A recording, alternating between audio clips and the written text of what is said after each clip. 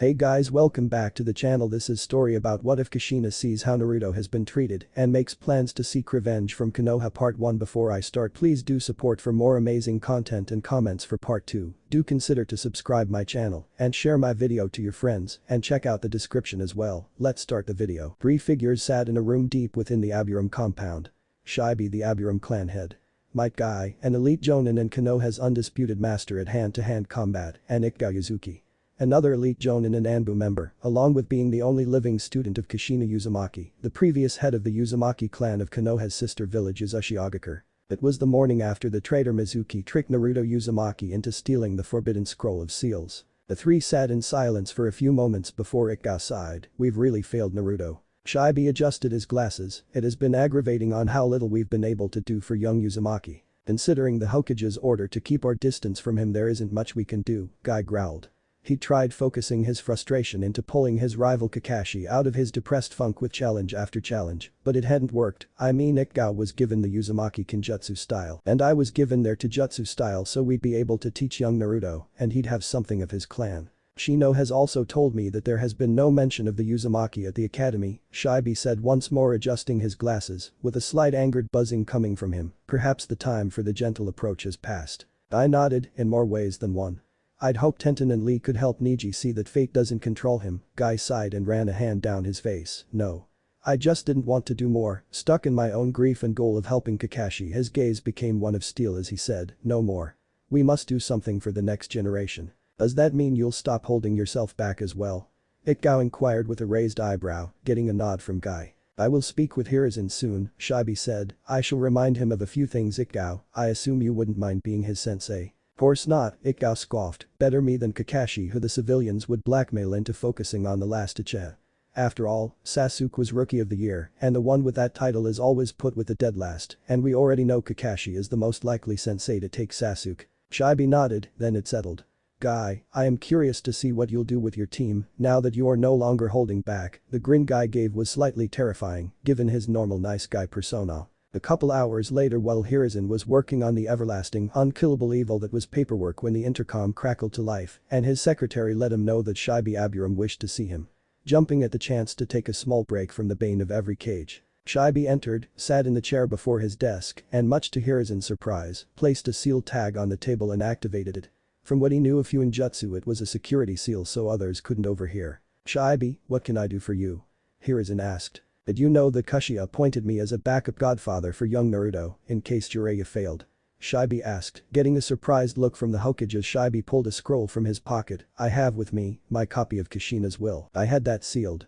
Hiruzen growled, only to flinch back when Shibi lowered his glasses to look at the Hokage. The last time Hiruzen had seen Shibi do that, Shibi had destroyed the Iwa shinobi who'd nearly killed Shibi's fiancée. Returning his glasses to their normal position, he said, "You had Konoha's copy sealed. This is my personal copy.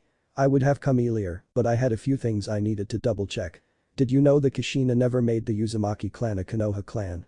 They still count as an Uzushio clan, and as per the treaty, as long as one Uzumaki is aligned with Konoha, the treaty is in full effect. This also means that Kushina, and by extension her son Naruto, are the de facto ambassadors to the Uzumaki clan, and it is illegal to seal an ambassador's will." As Shibi spoke, Hiruzen seemed to deflate.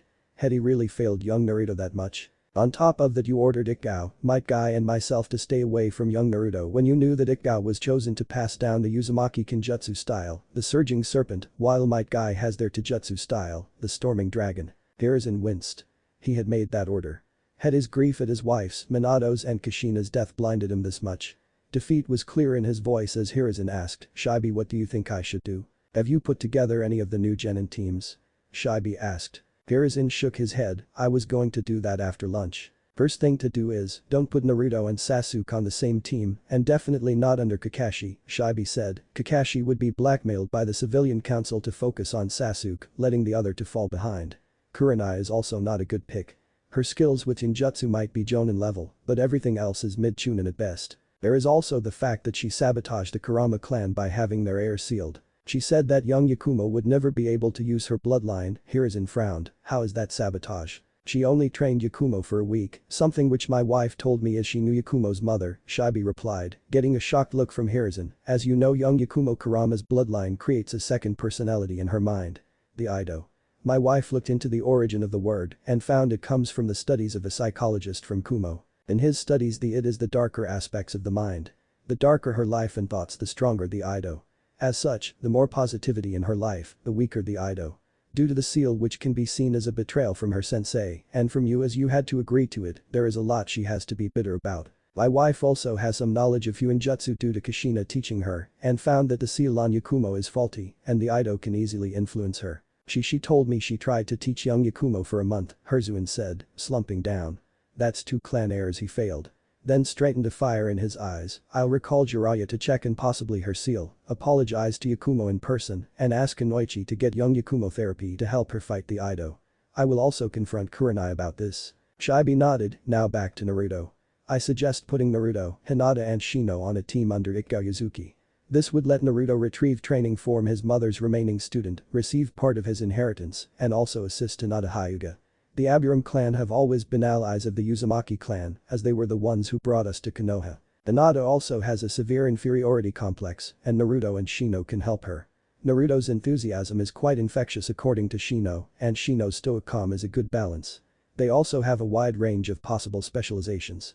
Naruto has senses as keen as an Inyazuka so could be good at tracking the raw chakra of the Uzumaki, so ninjutsu is a given. Due to both his parents excelling in Fuinjutsu along with being in Uzumaki you could say the sealing art is in his blood, which along with his creative mind he could surpass both. He has pranked, outran and hid from the Anbu for years and in a bright orange jacket and pants.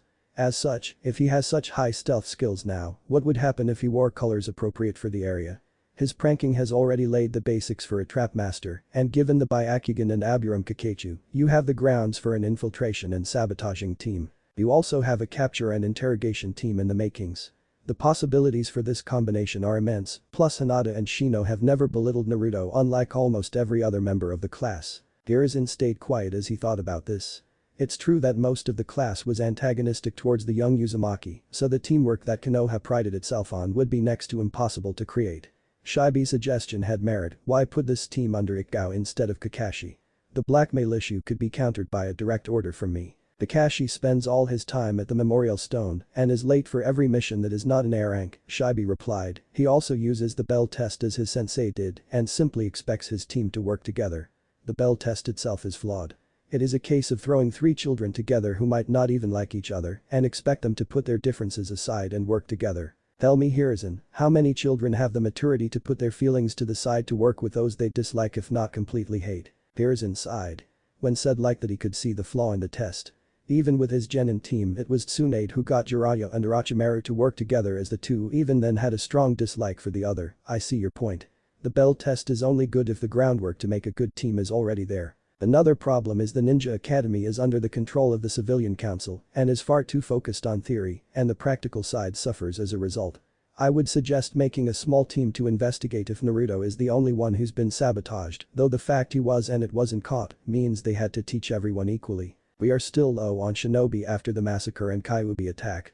As such any sabotage on the upcoming genin could be seen as sabotage to Konoha itself. Hiruzen sighed and ran a hand down his face. Even more to do on his already full plate. Very well. I'll have Ibiki and Inoichi arrange the investigation. I assume that you've already spoken with Ikao since you specifically mentioned her. Indeed, Shibi replied. Hiruzen nodded, I'll make sure she gets the team. Thank you for bringing all this to my attention Shibi. Depending on how things go, I might have you take over the overhaul for the academy. Shibi simply gave a small nod, Rose took his security seal, and left the room. He was curious to see how things would go with this small nudge. A week later Naruto entered the academy, proudly wearing his forehead protector. Upon entering his homeroom for the last time he hid a smirk at the surprised looks from all the other new genin. Taking a seat in the back he was surprised when a few minutes later Shino sat next to him. I see you managed to earn your headband. Congratulations, Shino said in his normal monotone. Thanks Shino, Naruto said, not used to people other than Iruka-sensei, the Ichirakus and Hokage acknowledging him, so who do you think our Jonin senseis will be? Shino adjusted his glasses, I am unsure. There are too many possibilities. I simply hope that whoever it is can help us reach our full potential. Yeah. I can't wait to become an awesome ninja, Dadabeo. Naruto cheered. The two continued to talk ignoring Sasuke's fangirls who were somehow worse in their arguments. Doubly so when Ino and Sakura appeared, since Ino had started to claim that as a clan heir, she'd be the obvious best choice for Sasuke, who's also a clan heir. That just started an entirely new argument. When the door opened and Iruka entered holding a couple papers, everyone noticed he seemed a bit somber. Seeing the argument Sasuke's fangirls were in, he made a single hand sign and shouted, "Shut up and take your seats." His head growing to almost comical proportions, but as always his big head jutsu got the job done. I'll keep this brief. First I want to say how proud of you all I am. I hope you all have long fulfilling lives as proud shinobi of Konoha. Now onto the teams. Naruto noticed the teams 1 through 5 were either made of only civilian-born students or members of minor clans. Team 6 will be Shino Aburam, Hinata Hyuga and Naruto Uzumaki. Under elite Jonin Ikao Yuzuki, Hinata let out a small eep at being on a team with Naruto and fought hard to keep herself from passing out. Doubly so since she'd taken a seat on the row below Naruto and Shino. Why does Naruto Baka get an elite Jonin instead of Sasuke? Sakura screeched and was about to say more until she saw the glare Iruka was sending her. "Sakura, you're a genin now so act like it," Iruka growled, making the pink-haired Kunoichi gulp. "You'll soon find that life in a classroom and life in the field are two vastly different things." Now team 7 will be Kiba and Yuzuka, Shikamaru Nara. Here Shikamaru and Choji sat up straight and Sasuke Chiha under elite Jonin Asuma Sarutobi. "Ha! Take that Naruto Baka," Sakura said before she could stop herself as she got up and pointed at Naruto. "You're not the only one with an elite Jonin as your sensei. And Sasuke-kun's is directly related to the Hokage." Sakura Ruka said quietly, though it still caused Sakura to freeze and slowly turn to the Chunin. "As a genin you are considered an adult.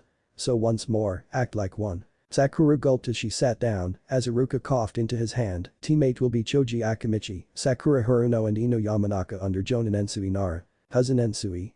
Shikamaru said in shock, completely ignoring the fact he wasn't on a team with his best friend. "I didn't know he was taking a genin team." Team 10 was another team made of minor clan members and civilians. "You all have 1 hour for lunch before your sensei arrives. Take the time to get to know your teammates if you don't know them, and once again I wish you all the best of luck." Iruka then picked up the papers and left the room. Shino tilted his head slightly before shaking it. Standing up he said, "Why don't we get some food and get to know each other a little more? I must admit I know only the basics about you two, and I'm sure you both must have questions for me as well." "Ichiraku's," Naruto suggested. "What about the bakery a couple blocks away? The one near the weapon shop run by that old couple?" Hinata suggested. Naruto frowned. He tried the place once and was instantly kicked out for making a disturbance when he was just browsing the menu, though maybe since he was a genin things would be different now. I guess that's fine. It's no ramen though." If Hinata and Shino noticed his small stutter they didn't comment on it. During the walk the three spoke about themselves. Hinata spoke about her family's fighting style, the Jukin, and a few chakra control exercises that Naruto could try to get his massive amount of chakra under control. Shino spoke about his hive, how they could drain chakra, and how he could communicate with them to spy on bandits and the like. Naruto spoke about his high stealth skills, the shadow clone jutsu, and some of his favorite pranks.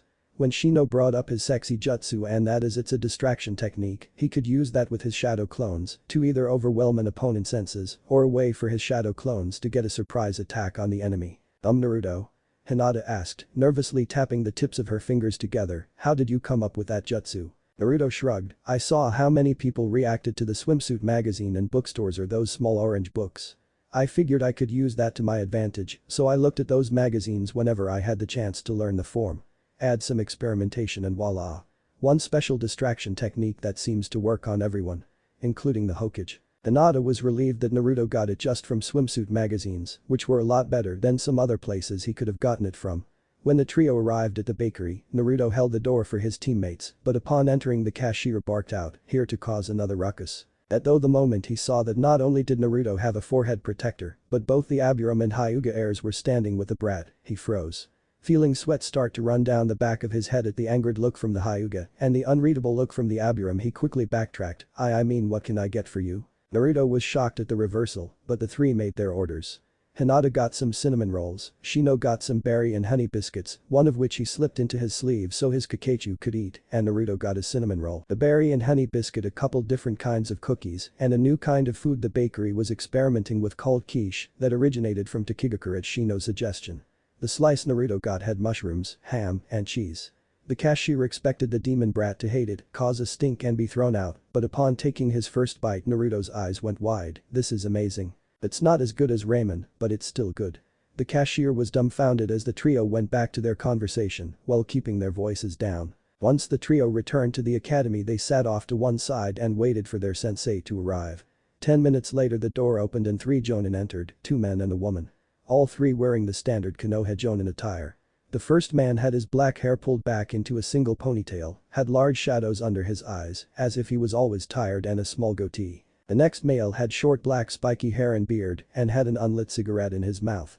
The third was a woman with a sheathed sword on her back and waist-length purple hair. "Team 6 with me," the woman said, Naruto, Shino and Hinata quickly moving down to stand before her. "Team 7, come here," the bearded jonin said with Kiba and Sasuke moving down. Shikamaru leisurely walking down before his sensei barked out, "Move it, Nara." Shikamaru picked up the pace with Ensui snorting in amusement. "Team 8, get down here," Ensui drawled, making most think he was the typical lazy Nara before he said with much more steel in his voice, "Now." Before I get annoyed, Sakura, Ino and Choji quickly made their way to stand before Ensui. "Do either of you mind if we take the roof?" Ikao asked. "Go ahead," Asuma replied, "we'll head to our training ground." "And we'll head to ours," Ensui said and turned and left. "Follow me," his genin quickly followed their sensei. It's not often you see a Nara put their lazy tendencies aside, Asuma chuckled before turning to his team, "Come on. We're going to training ground 12. Ikao turned to her genin with a small smile, "As I said, we're heading to the roof. Follow me." When the four got to the roof, Ikao took a seat on a small chair and motions for her students to sit on a bench before her. "Let's get right to it, shall we? I'll introduce myself and would like you to do so in a similar manner. My name is Ikao Yuzuki, the last remaining student of Kushina Uzumaki." Here Naruto's eyes went wide at the last name. "My focus is Kenjutsu, specifically the Surging Serpent, which I learned from Kushina Sensei, and the Hidden Tree Crescent style from my colleague Heiichakm, who is considered Konoha's top sword master. My current dream is to make the three of you the best shinobi I possibly can. I like practicing with my sword, training with Heiate and the occasional trip to a spa. I dislike slackers, those who become shinobi to impress others, and those who let others control their life. Now Shino, why don't you start?" Hinata shifted slightly at the mention of impressing others. Shino adjusted his glasses. "My name is Shino Aburam, heir of the Aburam clan. My current focus is advancing in skill with my family's ninjutsu style that uses Arkakechu. My current dream is to discover new types of insects, or failing that, to find new ways to use my Kakechu. I like studying insects, fresh fruit, honey and spending time meditating in the forest. I dislike those who insult or needlessly kill insects. Parasites such as fleas, lice and the like, and those who make rash judgments or comments and do not retract those statements when proven wrong." When Ikao looked at Hinata, the girl gulped but managed to gather her courage. "My name is Hinata Hyuga, heir of the Hyuga clan.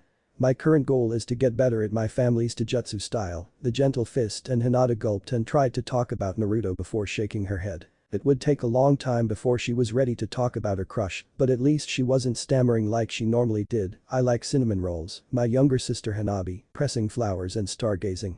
I dislike how my family is split, when tradition dictates the present to the point there's no progress, and I don't have the best opinion of Kumagakure." When Ikao turned to Naruto, she saw he was completely still, his shocked expression plain as day.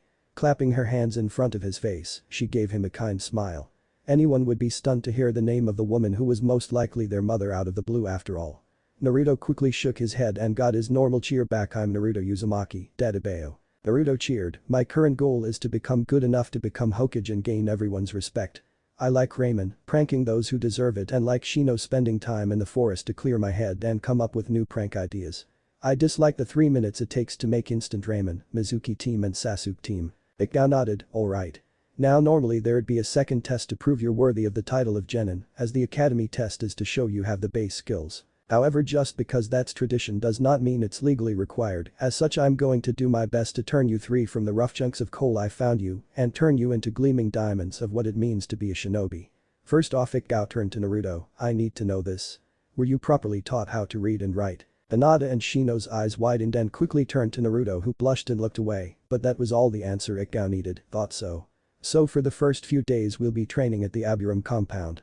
Shino's mother Orchid also knew your mother and is willing to teach you the basics of Fuinjutsu, or as it's more commonly known, the sealing arts. She plans to abuse your ability to make shadow clones to rectify that problem in one day." "How would shadow clones help with that?" Naruto asked, scratching his head in confusion. "Alright. Let's go through a hypothetical scenario," Ikao said. "Let's say we're infiltrating an enemy stronghold and we come across a door. You send a shadow clone in as a scout, you trip a trap, and a kunai launcher activates and kills the clone. You would know how far in your clone was, what triggered the trap, and what kind of trap it was. So if you use that when training chakra control, then even if you use only a single clone, you are literally cutting the training time in half." Naruto's eyes lit up at the potential of the jutsu he learned. As his mind was whirling with possibilities, Shino inquired, if the jutsu is that useful, why is this my first time hearing about it? Because it's considered a kenjutsu for two reasons, Ikao explained. First reason is normally only a jonin has enough chakra to use it and continue fighting, as it takes your chakra and evenly distributes it between you and the clones. So a single clone would have half your chakra, two clones would each have a third, and so on. The second reason is not everyone can handle the memory transfer, and in a fight that can be dangerous. I plan to get you and Hinata able to make at least one clone, and then have the clones do simple exercises like various taijutsu kata or chakra control exercises. When they burst, you two will be meditating, and we'll slowly work up to combat exercises with them. I made almost 100 when I fought Mizuki team, Naruto said, once more confused. How was I able to do that if the jutsu split my chakra? And how come I wasn't affected when they burst? As I said, some people can't handle it. If you can handle almost 100 bursting at once, then that shows you have a good affinity with the technique.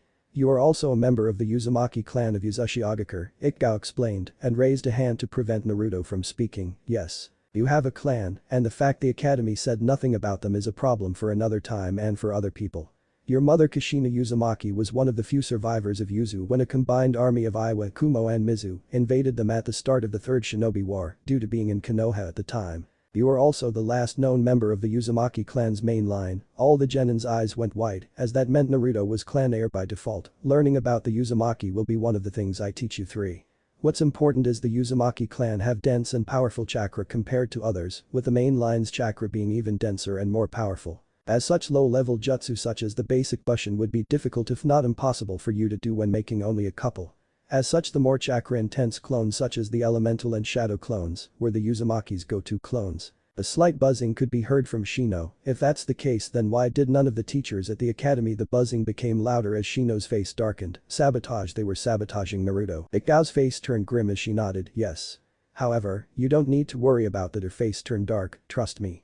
That will be taken care of. Her expression quickly went back to her calm expression. Now let's head over to the Aburum compound, shall we? When the group reached the Aburum compound, the guards gave the four of them nods, and a woman with violet hair that went down to her shoulders and a white flower tucked behind her left ear, wearing a white lab coat with small orchid flowers running down her sides, met them at the front door. Ikao, right on time. Our third training ground is free, Shino can show you the way. Naruto, please make 5 clones who'll accompany your team while the real you comes with me. The woman led Naruto inside, while Ikao took his clones and teams along the side of the house.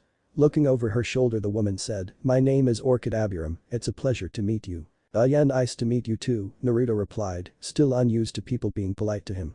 The two entered a large room with several tables, each with small stools around them. This is the main dining room for the compound and can hold a total of 75 people comfortably. She then turned and handed him a scroll. In this storage scroll are a stack of 25 sheets of paper, a brush and some ink.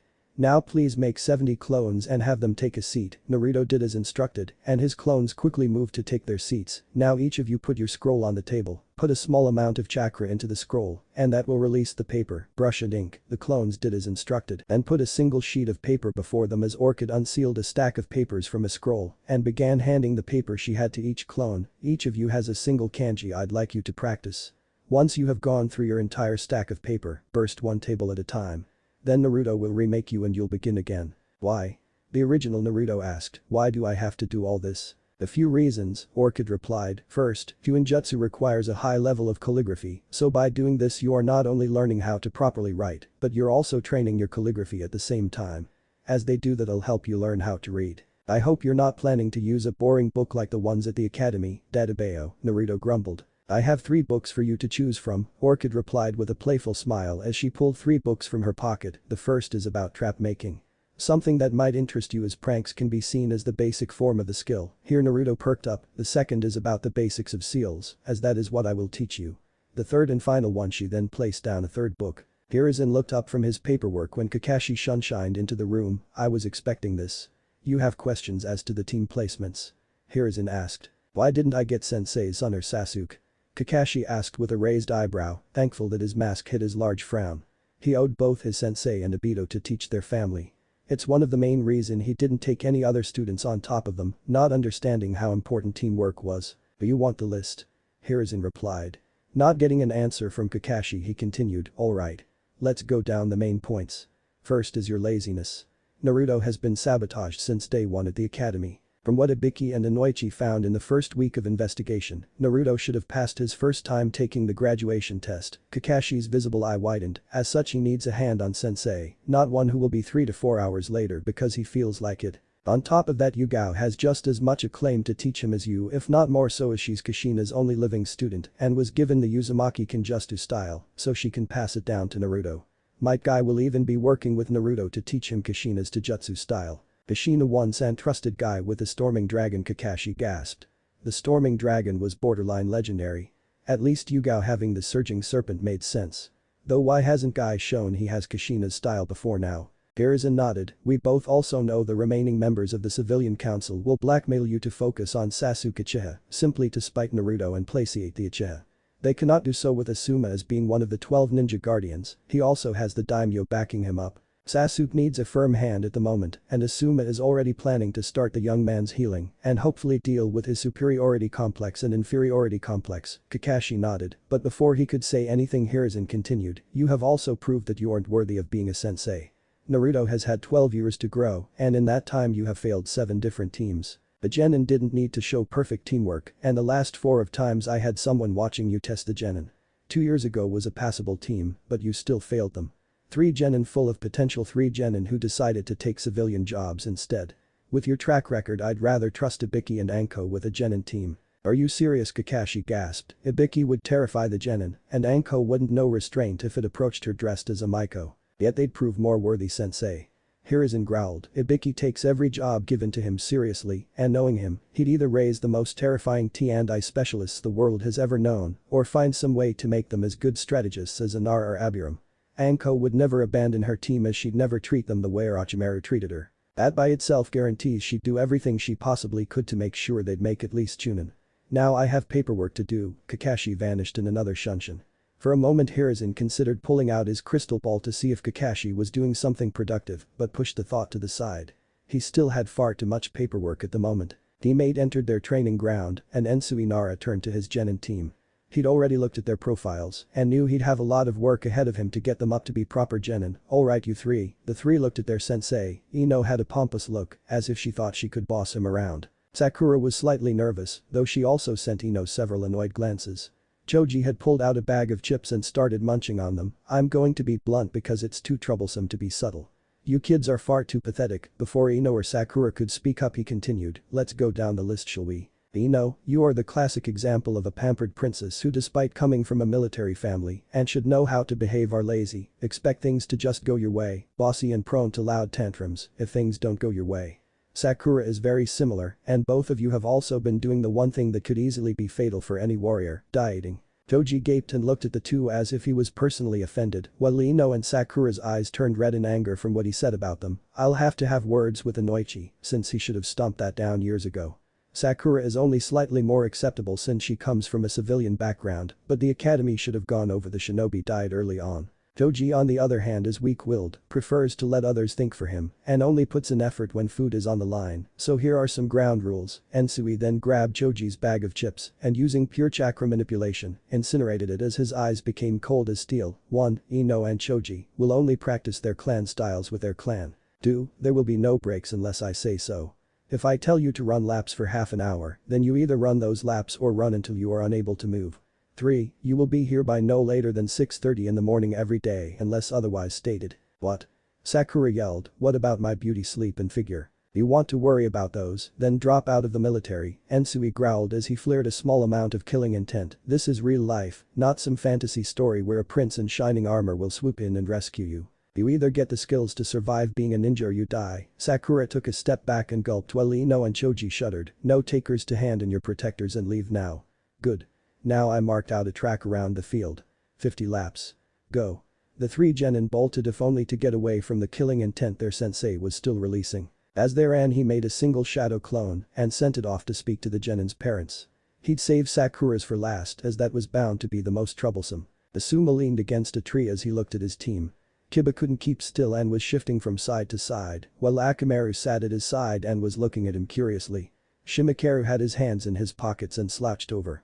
Both signs of the typical Nara laziness, however he knew that Shikamaru could outlazy even most Jonin Nara. This showed both his potential since the smarter the Nara the lazier they tended to be, but it also showed he couldn't half-ass this.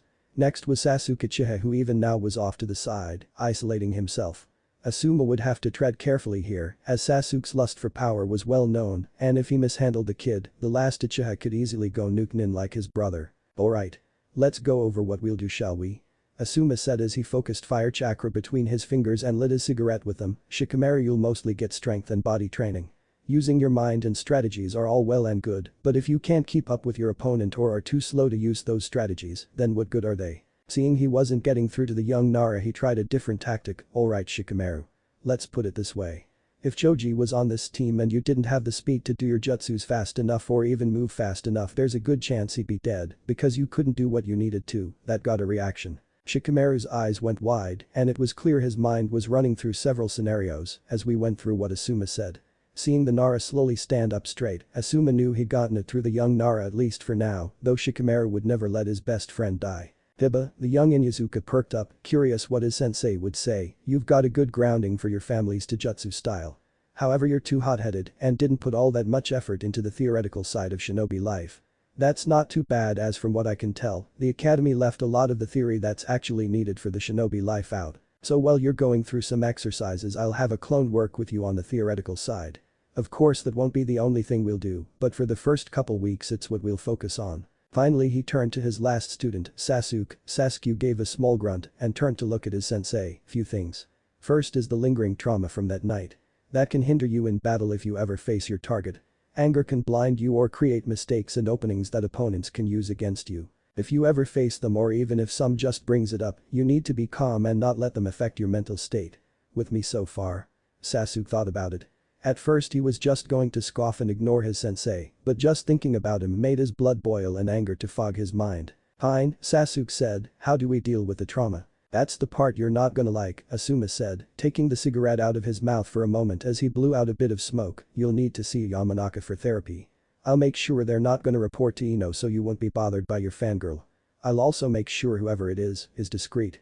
Don't need to draw attention when it's not needed, right? Sasuke scowled but nodded. Therapy? That was for lesser people. He was an Uchiha. An elite and the best of the best. But if it would get his sensei off his back, he'd deal with it.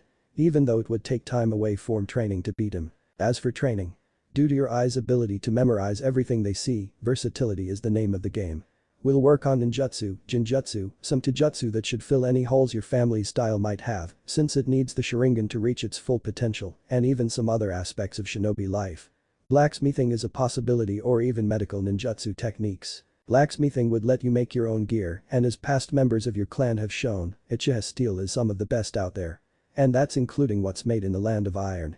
Medical knowledge and techniques wouldn't only let you fight longer, but you'd also know how to cripple enemies easier or flat out take them out of the fight completely. Asuma knew he was laying it on a bit thick, but until Sasuke got that therapy, it would be difficult to keep the kid from doing something stupid. He just hoped he wasn't making a mistake with all this, but time would tell. As the trio of genin got started training, the gleam in Sasuke's eyes at the power his sensei planned to give him never left. The gleam Asuma noted and hoped to the sage and Kami that the therapy worked. So the first exercise you'll do is called tree walking. This will not only let you walk on any surface you want, but the more you master your chakra, the less you'll need for your jutsus while maintaining their full power, Ikao explained with a small smile. First step of this exercise is focusing chakra to the soles of your feet, which is the most difficult place on your body to send chakra to. Ikao then demonstrated this by walking up a nearby tree. Once you are able to walk up and down a tree for an hour without stopping, we'll move on to the next level of this exercise. Ikao then jumped off the tree, flipped in midair and landed on her feet. As she did, one of the Narutos sniffed the air as the wind changed directions. The scent stirring something in his mind. Nico? Naruto asked, his clone brothers giving him a puzzled look before they also sniffed the air as Shino and Hinata wondered if their sensei had been in Anbu. Ikao smirked, I wondered if you'd pick up on that. Yes, I am an Exanbu captain. I was chosen to be the sensei for this team for a few reasons, one of the main ones being Kushina left the surging serpent style to me so I could teach it to you. The sensei of Team 9 Might Guy has her taijutsu style, the Storming Dragon. You'll be working with him during Friday evening and throughout Saturday, while you all have Sunday off. All training and no time for rest will only hinder you. I suggest you all either work on theory on that day or just spend it relaxing. Starting tomorrow though, I'll be wearing my Anbu armor as I much prefer that over the standard Jonin uniform. She didn't mention that the last time she'd been around Naruto was shortly after the orphanage kicked him out for the last time. It is logical to have an Anbu captain as our sensei, Shino said, the more high profile the genin the stronger the jonin. Team 6, 7 and 8 are either made solely or partly of clan heirs. That is another reason I was chosen to be your sensei, yes, Ikao agreed, now enough talk. Let's get to training shall we? Oh. I forgot to mention. Too much chakra and you'll be blasted away from the tree and not enough chakra will make you slip off. I want one Naruto to stay back and remake the others for as long as possible. Light Guy stood over his panting students, having just put them through their paces. Even Lee, who was the physically strongest and had the most stamina of them, was panting. Handing them all bottled water with vitamins mixed in, he spoke, "You have 10 minutes to rest before we move on. Each one of you have been coasting so far and have refused to learn skills to fill in your weak points. That ends now." All three of them looked up at him in shock. Not even Lee had seen their sensei like this. First, Niji and Tenten will learn some ninjutsu. Lightning and wind for Tenten and earth for Niji. That goes against Hyuga tradition, Niji gasped out, a defiant look in his eyes. At least until Might Guy suddenly went through 3 hand signs earth release. Rock fist jutsu. Niji's eyes went wide as he barely got out of the way of a large stone fist rising out of the ground and would have sent him flying. Tradition is not law, Niji, now be quiet. Tenten. The Kunoichi jumped as her sensei turned to her, "So far despite everything I've taught you, you've focused on throwing your weapons, even ones not meant to be thrown. This can be a useful tactic as no one would expect a ball and chain flying at them with your level of speed and accuracy. However, what will you do when you come across someone with a strong enough earth jutsu to block everything you throw or a wind jutsu that can blow them away?" His eyes narrowed as she shifted slightly. "I see you understand. Lightning jutsu can help your weapons pierce earth and occasionally even defy the wind. You are a lightning wind element Kunoichi. The best options for your chosen specialty. Use them." He then turned back to Niji, who despite his shock at the drastic change in his sensei's attitude still looked defiant. "You will be getting therapy and I will not." Niji hissed, his Byakugan flaring to life, only for it to instantly vanish when Might Guy lifted Niji into the air by his shirt. Shock clear on Niji's face as he thought, "I didn't even see him move. You blame your cousin Hinata for your father's death. You blame a 3-year-old girl for being kidnapped by a jonin." At Might Guy's words, Tenten and Lee gasped as they looked at their teammate, now knowing why he was always so spiteful to the Hyuga heiress. She hadn't even started training yet. "Niji. Hyuga don't start training until they're 4 years old, as you damn well know. She's weak."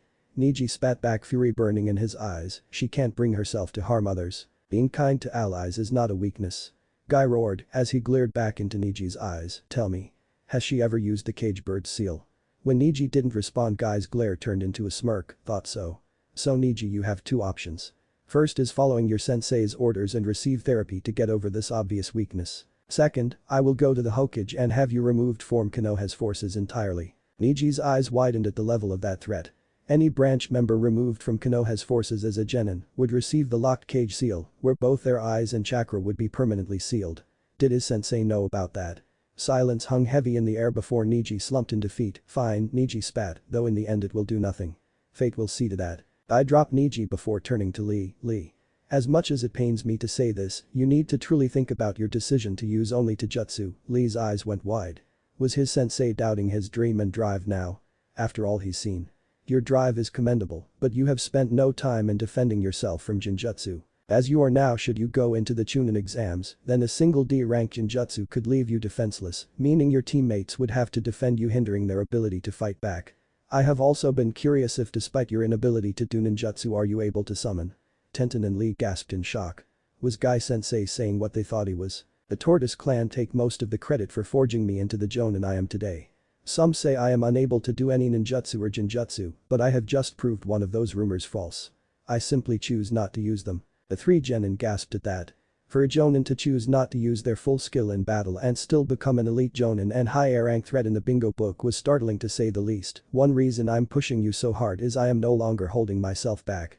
If I'm going to be the best I can be, then you are damn sure I'll make you 3 the best you can be. Now you have 5 minutes of rest left before we move on to covering your weakness. Enjoy this rest while you can, because from now on training is going to be even more intense than this morning. I will fuel your flames of youth with this rigorous training until they're burning so hot even a volcano pales in comparison." Even Lee gulped in fear. This morning had already pushed them to their limits. If it was going to be more intense, would they even survive to enter the Chunin exams? A few hours later, Shino and Hinata were on the ground panting, exhausted. The Naruto clones that had been originally training alongside them are long gone, and the replacement clones Naruto had sent burst only a couple minutes ago. When Orchid and Naruto appeared, the blonde kept snickering to himself, a twinkle in his eye that promised problems for whoever drew his ire. How'd it go? Ikao inquired. Marvelously. Orchid replied with a beaming smile, he blew away my expectations.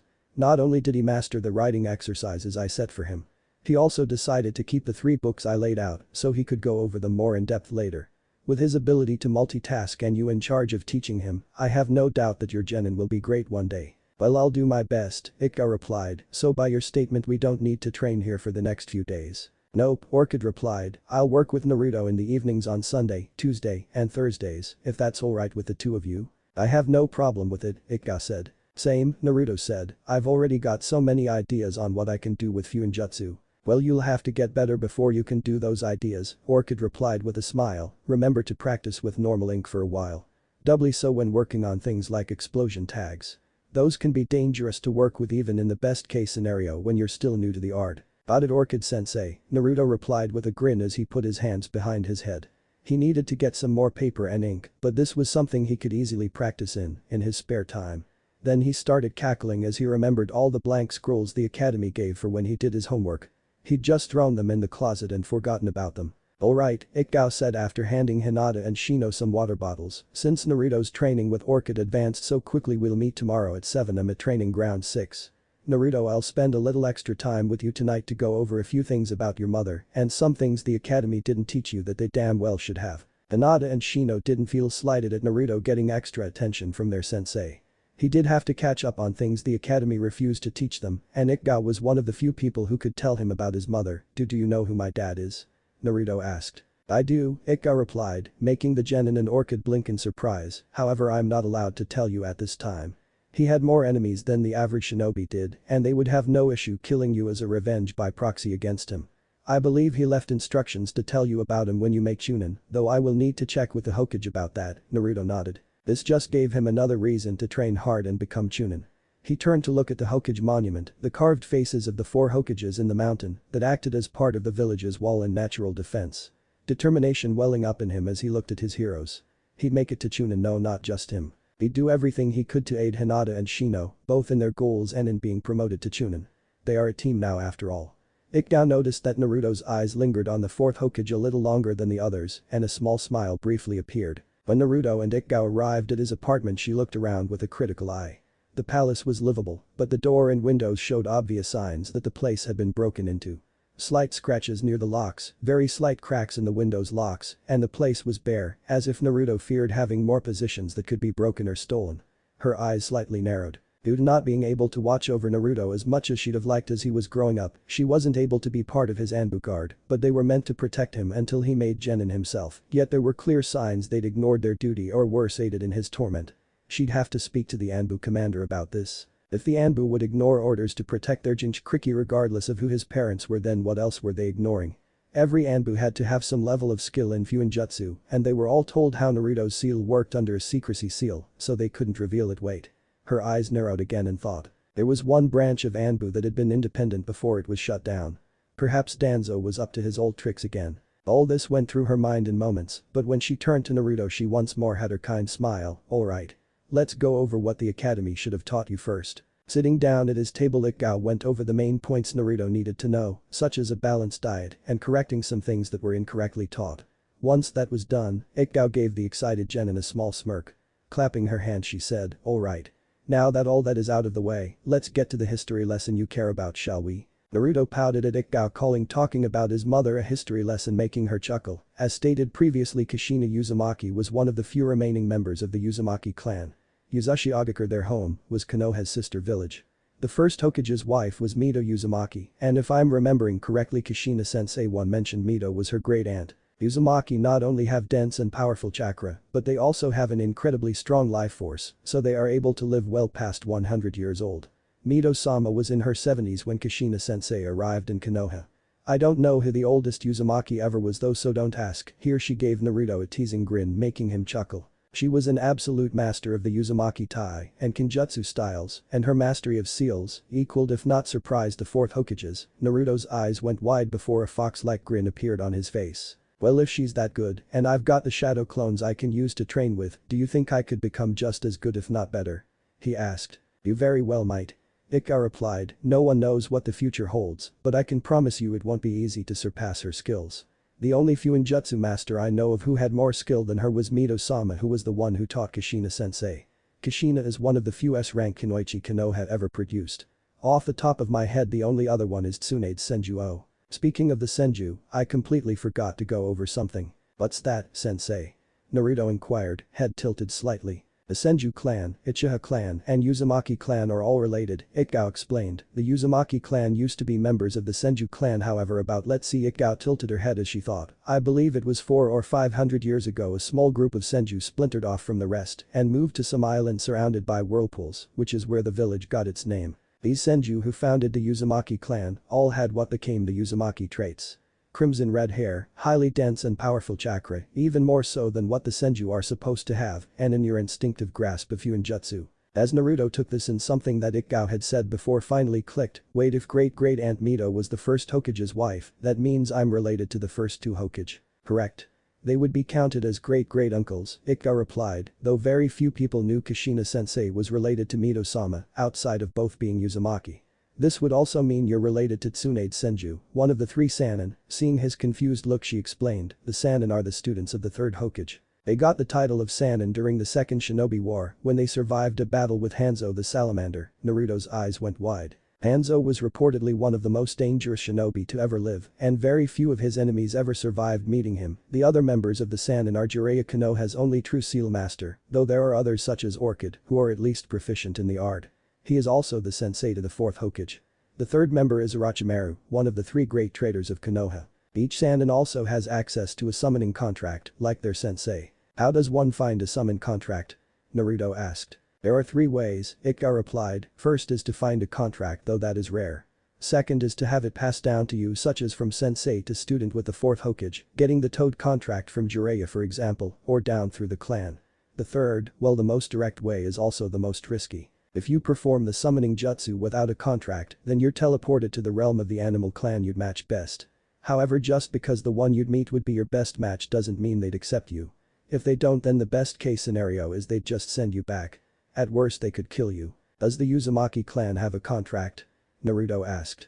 He would like to have a summons as he's seen the Hokage summon monkeys a couple times, but he didn't want to risk dying yet. He'd just started moving toward his dream. I don't know, Ikko said slowly. If they did, it's either with Kushina sensei's stored items. If it's not, it's either hidden somewhere in Uzu or it's lost. Kushina sensei never mentioned a summoning contract, but I also never thought to ask. I'll check with the Hokage first, then we can talk about other options, alright? Naruto looked at her and saw true concern in her eyes. Something he'd only really seen in the Ichirakus. Alright, Naruto said, glad that not only was he on the right track now, but he also had a sensei who was truly worried about him. He wondered if Shino and Hinata were the same. Unknown to Naruto, deep within his mind a large figure in a cage made of red pillars stirred. A single red eye opening.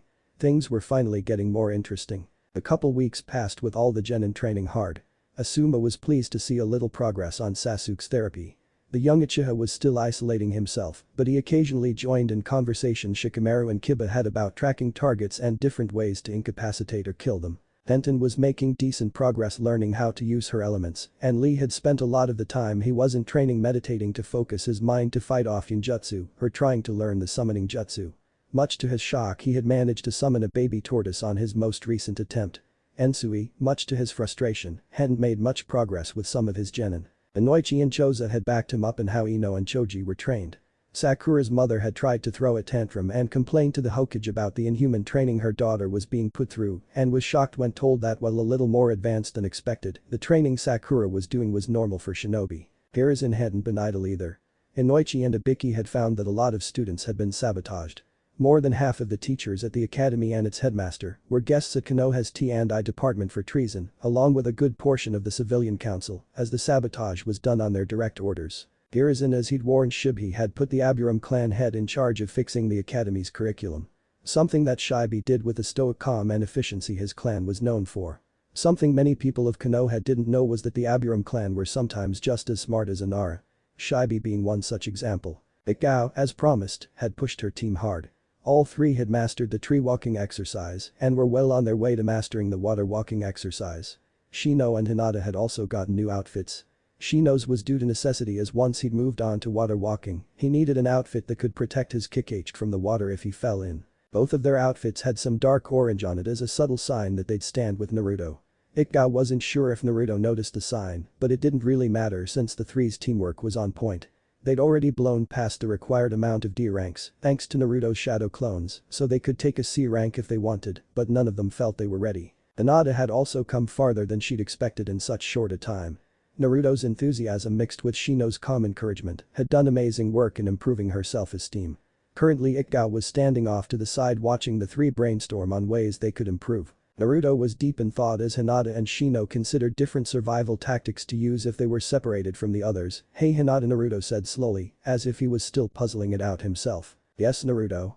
Hinata said as she turned to him, a couple of Shino's Kakashi resting on her hand, while some were sitting on Naruto's shoulders so they could get used to Shino's hive. "Your taijutsu style, I can't put my finger on why, but it doesn't really suit you. It's almost like it's too stiff. Like she's forcing herself to be still despite what her instincts are telling her to do." Shino offered as he adjusted his glasses. "I'd noticed it myself, but am unsure as to the reason why." "Well," Hinata said as she tilted her head to the side in thought, "the Juken is often connected to the earth element. Still, process and powerful. Perhaps the reason I can't use it as well as other Hyuga is I'm the wrong element." "Possibly," Shino considered. "What would it matter?" Naruto asked. "I know some jutsu elements are strong against others. Fire beats wind for example. Does that really mean as much with taijutsu?" "It might," Ikka said, joining the conversation. Her genin looked at her and weren't the slightest bit bothered anymore by her grey armor, showing off her curves a little more than her standard jonin attire. She'd already given them the talk and explained much about what happened to the body as it grew. The kids had been embarrassed as expected, but once she explained how enemies could take advantage of a teen's hormones, they understood why knowing what was happening was required. Might Guy's style, the Goken, has a lot in common with the lightning element being compassed for fast and powerful blows to end a fight quickly. From what I know, the Uzumaki style is very similar to water in that it can easily flow from a mobile and defensive style to a ferocious offensive style in the blink of an eye, though Naruto would know more about it than I would." "That's a good way to describe it actually," Naruto said as he scratched his chin. "Guy-sensei has me use a dozen shadow clones to run through the basic katas while I get strength and endurance training so I can dodge or deflect attacks before retaliating. Well, I do have to stop myself from moving too much as the Juken is a rather stationary style," Hinata stated as she considered what had been said. "I also find myself wanting to kick the training dummy, but the Juken doesn't have any need for kicks." "What if you tried sending waves of chakra into your opponent through your kicks?" Naruto asked as he recalled what Hinata had told them about the style. "Does a tenketsu need a direct infusion of chakra to be shut down, or would a wave of chakra over it work?" "From everything I know, it needs a direct infusion, but a wave of chakra, as you suggest, could still do a lot of damage to the enemy," Hinata mused. During one of their first sparring sessions, Ikko had pointed out that by holding back and not showing what her style could really do was harming her teammates as they had to take taijutsu seriously, and if they ever had to fight a member of her clan or someone who'd stolen a Byakugan and had reverse engineered the style, it was best to know what it could really do. "The Juken's been refined for decades to use our Byakugan to its fullest and disable tenketsu with nothing more than a single finger, but that does mean that while it's excellent in finesse, it lacks in raw power. Cloth and leather barely hinder it, but metal armor can be a hindrance. Especially chakra metal from the land of iron, due to its ability to spread the chakra we inject into our opponent over the entire sheet of metal." "Really? Interesting," Shino observed. "Most would assume the chakra metal would assist in focusing the Juken strikes." "Kind of like a rock hitting a pond," Naruto said as he scratched his chin before turning to his sensei, Ikka-sensei. "How does one learn what their elemental affinities are?" Ikko smiled as she pulled out 3 small sheets of paper. "This paper is made from trees that have been fed chakra since it was planted." She then handed each of her genin a sheet. "Due to that, by imbuing chakra into it, you will get one of 5 different results. Fire will make the paper burn, wind will cut it in half, lighting will make it crumple, earth will dry it out to the point it crumbles to dust, and water will soak it. The more powerful your secondary affinity, the more prominent the second effect will be." "Why don't you go first, Hinata?" Naruto suggested as Shino nodded his agreement. "You're the main one having problems right now." Alright," Hinata said suddenly, very nervous. She'd never heard of a Hyuga who didn't have earth as their main element and didn't know what would happen if she didn't have earth. Taking a deep breath, Hinata poured a little chakra into the paper, only for it to get soaked in moments before crumpling up. Hinata's eyes went wide. "I'm water and lightning. Is that why the Juken doesn't fit me? Because both of my elements have a direct relationship with earth." "It very well might," Shino mused. "Is there anyone in your family that you can ask for help?" I should let father know, Hinata gulped, but I doubt he'll take this well, and this might just force his hand into making Hanabi the heiress, as the elders would be more insistent than ever. Even if doing so would undo renewing the alliance with the Uzumaki and Aburam clans. Naruto asked, making everyone look at him in surprise. He had his fox-like grin back, and his eyes had the gleam of a prank in the works. After all, you're on a team with the heirs to both clans, and while the Uzumaki clan may be down to one member now, it won't remain that way once we grow up. Izushio could easily rise from the ashes and become as strong as it was in its prime if not stronger. Plus I am a direct relation to 3S rank Kunoichi of Konoha, and one of them was the first Hokage's wife, meaning you'd also be allied with the Senju clan at least once I make contact with cousin Tsunade, that is. Hinata's jaw had dropped from just how deviously clever that was.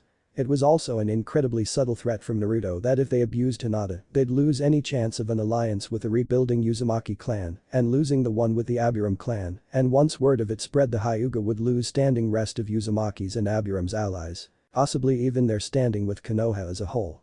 On top of that, Tsunade Senju was not a woman to be taken lightly even now, after all the time she's been away from Konoha, and if she ever returned, she'd have an incredible amount of political power. That is amazingly well thought out, Naruto, Shino said, awe creeping into his voice, which made his teammates blink. That was the first time they'd ever heard anything other than Shino speaking in a monotone. I must admit, despite how devious your past pranks were, I wasn't expecting you to be this cunning. I apologize for underestimating you. Heh, Naruto said, tilting his head slightly as he scratched the back of his head. Don't worry about it, Dadabeo. Aren't shinobi supposed to make others underestimate them? Ikao didn't even bother to hide her proud smile. The three had grown in leaps and bounds since she started training them, and this was just more proof of that. Perhaps she should take them on their first C rank soon. What about you, Shino? What elements did you get? Focusing his chakra, he saw his chakra paper begin to crumble to dust before the corner cut itself off. Earth and wind, huh? Interesting. Earth is one of the most common elements, though to have wind as well, Ikao said in thought. Wind is the rarest of the elements and the best for direct combat. Perhaps once you have more chakra, you'll be able to use that to your advantage. Earth is the best defensive element after all. Defense and defense, Shino said in thought before he turned to Naruto. Do you think you could make some seals that can infuse elemental chakra into Kakashi? If not, I believe I can work with father to find a way to achieve the same results. Naruto tilted his head. It might be possible, but that would be a pretty advanced seal. Too much chakra and the Kakashi might die as they might not be able to absorb it fast enough, and too little chakra and nothing would happen, or it would take too long to get any useful results. Kinda like the tree walking, he then pulled out a notebook and started jotting things down, perhaps if the chakra is absorbed over time. His teammate sat and watched him work. Naruto, like all Uzumaki, had an instinctive grasp of the art and despite only working on it for a few weeks, was already as good as some of the more lazy Anbu. Yeah, I think I got something. I think if they absorb a large amount of nothing but the elemental chakra over an entire day, along with a second matrix to accelerate their natural evolution, I'm not sure how long the evolution would take, but I'd guess it would be at least a couple weeks. I'm not advanced enough to make the proper seals though. That is fine. Just knowing it is possible is enough for now.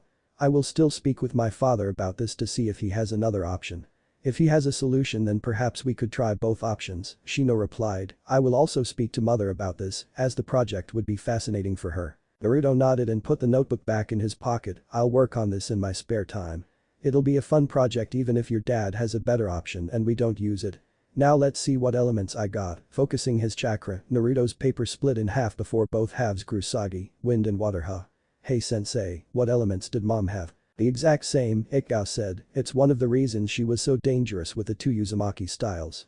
Wind chakra made her blades sharper than even Mizu's Kiba blades, and by channeling water chakra to her muscles, she became incredibly flexible and would dance around the enemy's attacks. Did mom have a chakra metal sword? Naruto asked, getting a nod from his sensei. I'm betting she also added some seals to it. She did, Ikao said before her eyes went wide as realization hit. She made a clone which shunshin it away. Her sword is still with her stored items. My clone is off to ask the Hokage if we can gain access to them. Perhaps she left some notes on Fuinjutsu which will help you advance. At the rate you're growing with it, you'll be better with seals than I am soon, though admittedly among Anbu I'm near the middle tier of Fuinjutsu skill. Do you have your practice swords on you? Naruto nodded, and in a puff of smoke a wakizashi appeared in his left hand and a katana in his right. He'd found he felt the most comfortable with a medium-length sword, but was still training with a katana in case he needed the additional reach. If we can get a katana, I want you to start training with that.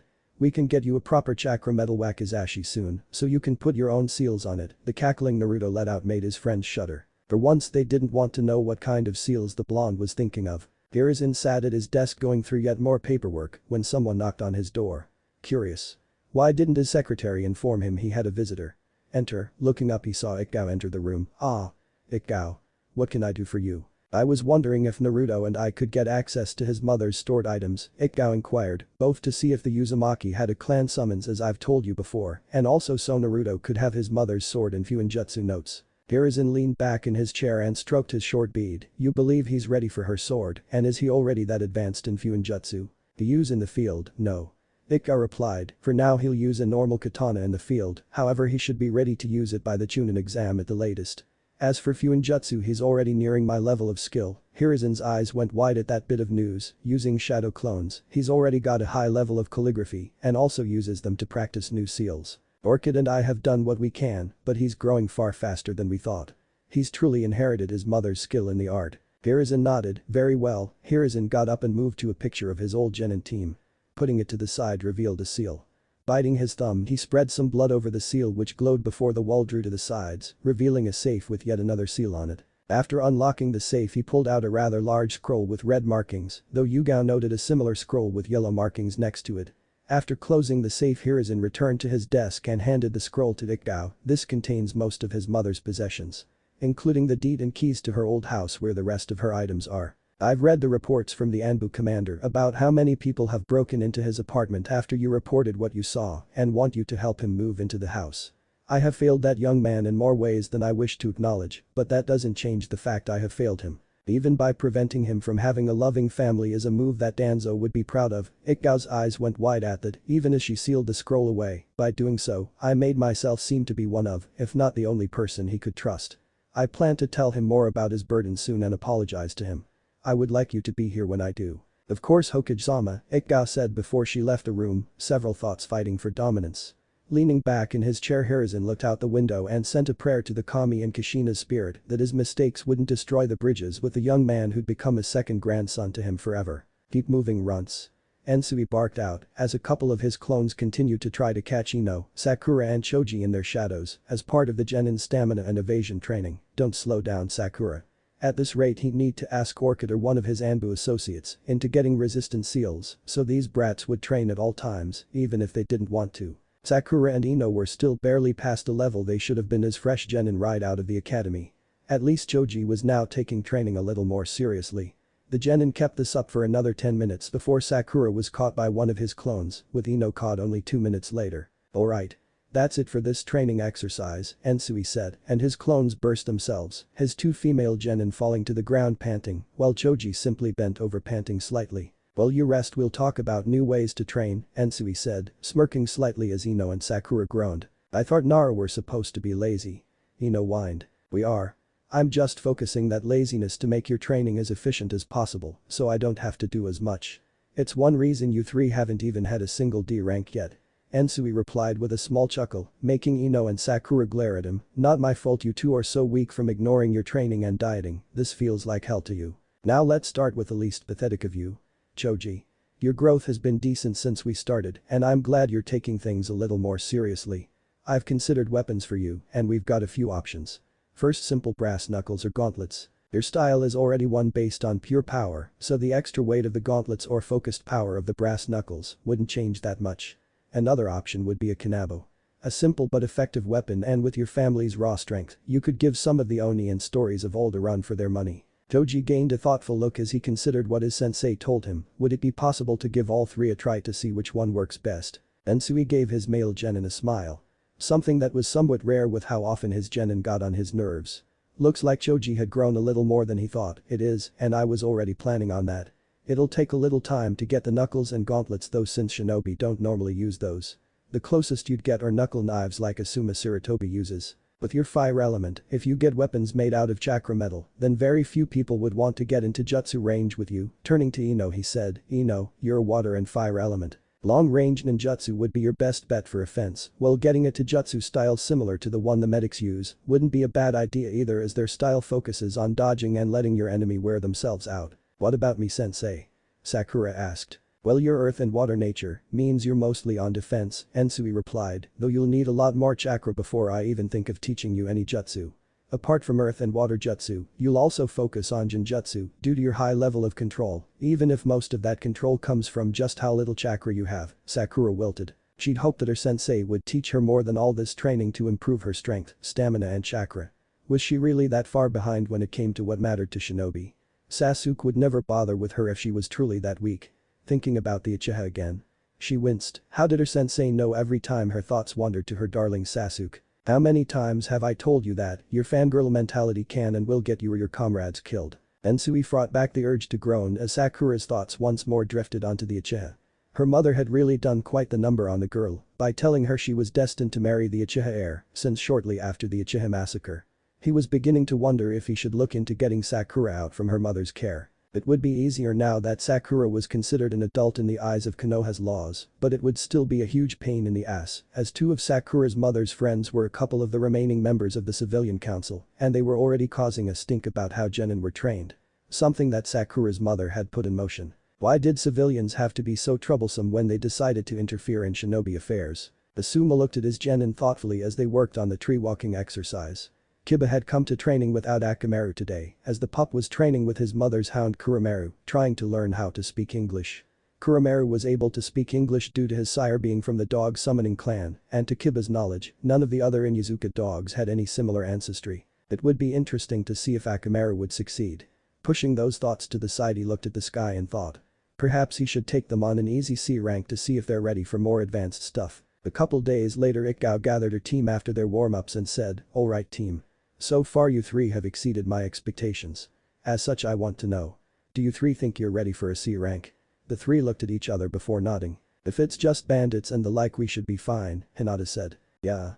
We can take out a group of bandits no problem," Naruto agreed, and Nukenin on the other hand. "I agree," Shino acknowledged with a nod. "Genin level Nukenin are rare, and we are nowhere near ready to take on a Chunin, let alone a Jonin." "Well, that's why you have a Jonin sensei," Ikao said with a small teasing grin. "Now let's go get your first C rank, shall we?" Naruto stood outside his new home and looked back, the dark red two-story house surrounded by a wall of trees, the only entrance being the black iron front gate that had the Uzumaki spiral in the center. He'd known about the place for a while, but never thought anything of it. It had a decently sized front yard with a single apple tree in the middle of the left half of the yard and small white flowers around the base of the house. Around the back was a small training ground with a single pond for training water walking or water jutsu. After Ikao sensei had helped him move into the place, he'd made clones to explore the entire thing. He'd easily found his mother's journals, books on Fuinjutsu and her sword. Despite how much time had passed, the blade looked as if it had just been sharpened and cleaned, the hilt wrapped in crimson cloth, with the sheath painted to look like it was made of dark blue scales.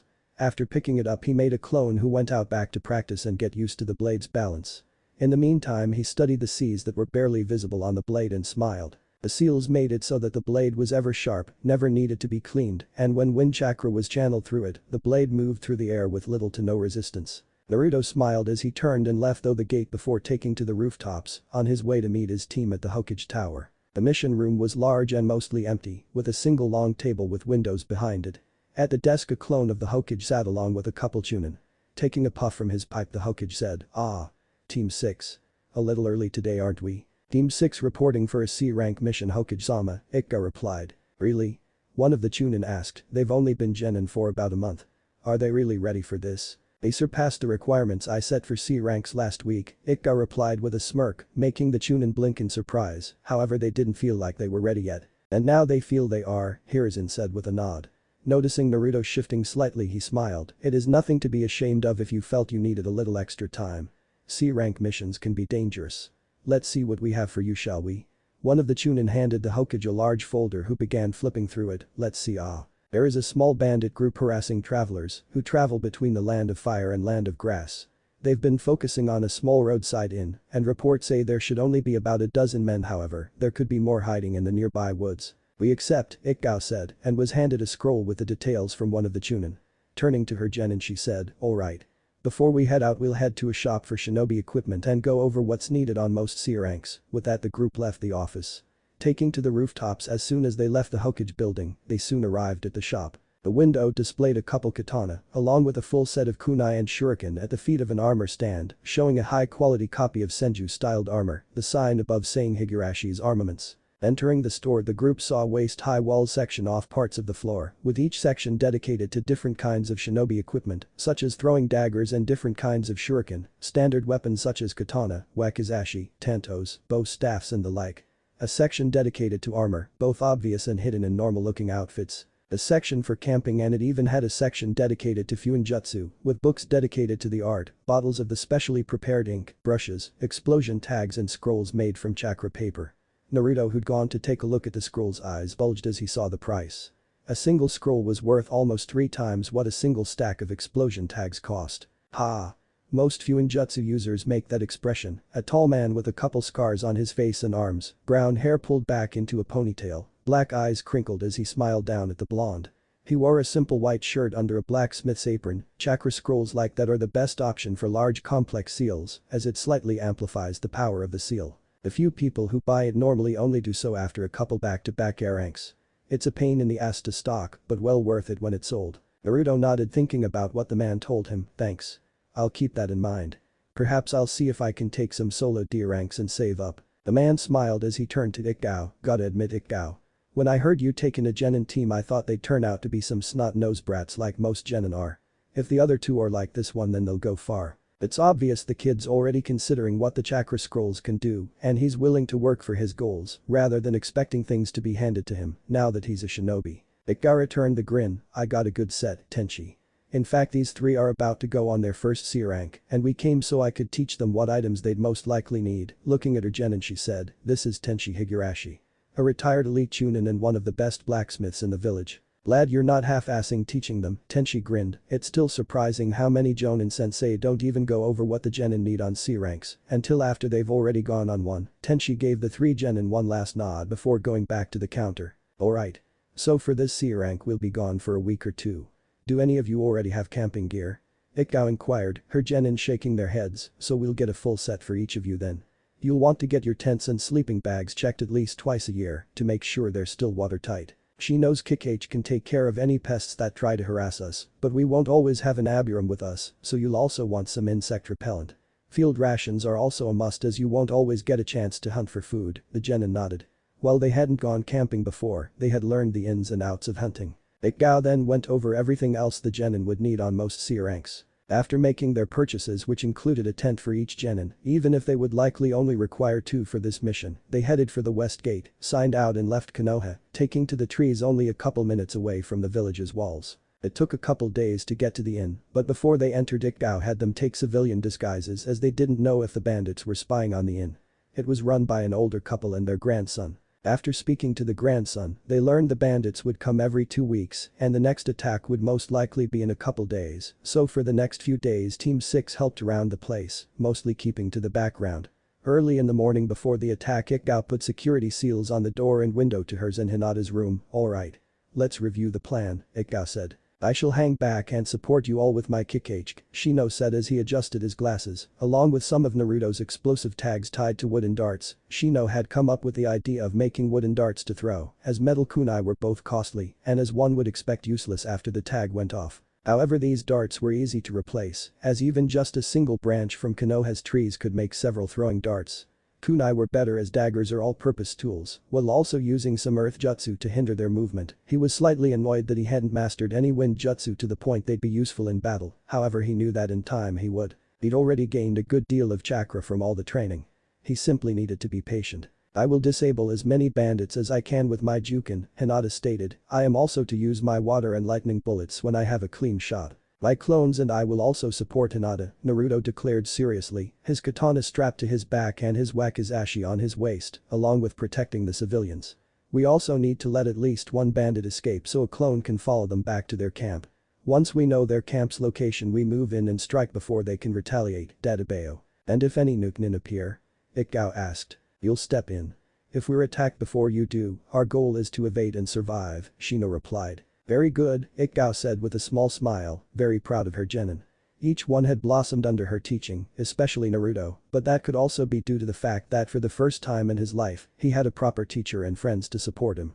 She hoped that their first kills wouldn't affect them too badly. A few hours later Naruto made 4 clones, who using the transformation jutsu, taking the forms of Team 6 in their civilian disguises, and had them leave the inn and move west, as if continuing on their way to the land of grass. The 4 shinobi waited in the shadows for the bandits to appear. Then past noon the bandits charged through the archway to the road, only to be met with Hinata blocking their path, quickly followed up by Shino's Kakechu and 4 wooden darts, 2 of them with paper wrapped around them, forcing the bandits to make a circle. A horde of Naruto's clones wielding katanas and wakizashis appeared out of bursts of smoke preventing their escape. "Throw down your weapons and surrender," one of the Narutos ordered, making the bandits sneer. "Surrender?" To a couple snot-nosed brats. One of the more muscular bandits snarled, his bare arms covered in scars showing how long he'd been a bandit and how many fights he'd been in, a slightly chipped kusarigama in his hands, the heavy round weight spinning before him as a makeshift shield. "You brats are decades early if you think you can beat us. Get them, boys." With a roar the group surged towards Hinata, moments before the explosion tags went off, taking out the couple bandits at the back, the men screaming in pain as the explosions made their legs useless. The Kakashi then surged inwards, easily darting past the bandits' awkward swings. One of the lookout clones burst, letting Naruto know that there was one more in the trees who just bolted, with a second lookout clone in pursuit. "Take him down." All the Narutos roared. Half of them surging forward while Hinata let loose with a half-dozen elemental bullets, the water bullets detonating before reaching the bandits, coating the lead bandit and the man right next to him in water, and with how close the two were, and the lead bandit losing control of his weapon, due to surprise the chain wrapping around his comrade's arm when the lightning bullet slammed into the bandit wielding the kusarigama, the electricity traveling through the water and Qian shocking both enough that they collapsed to the ground twitching and unconscious.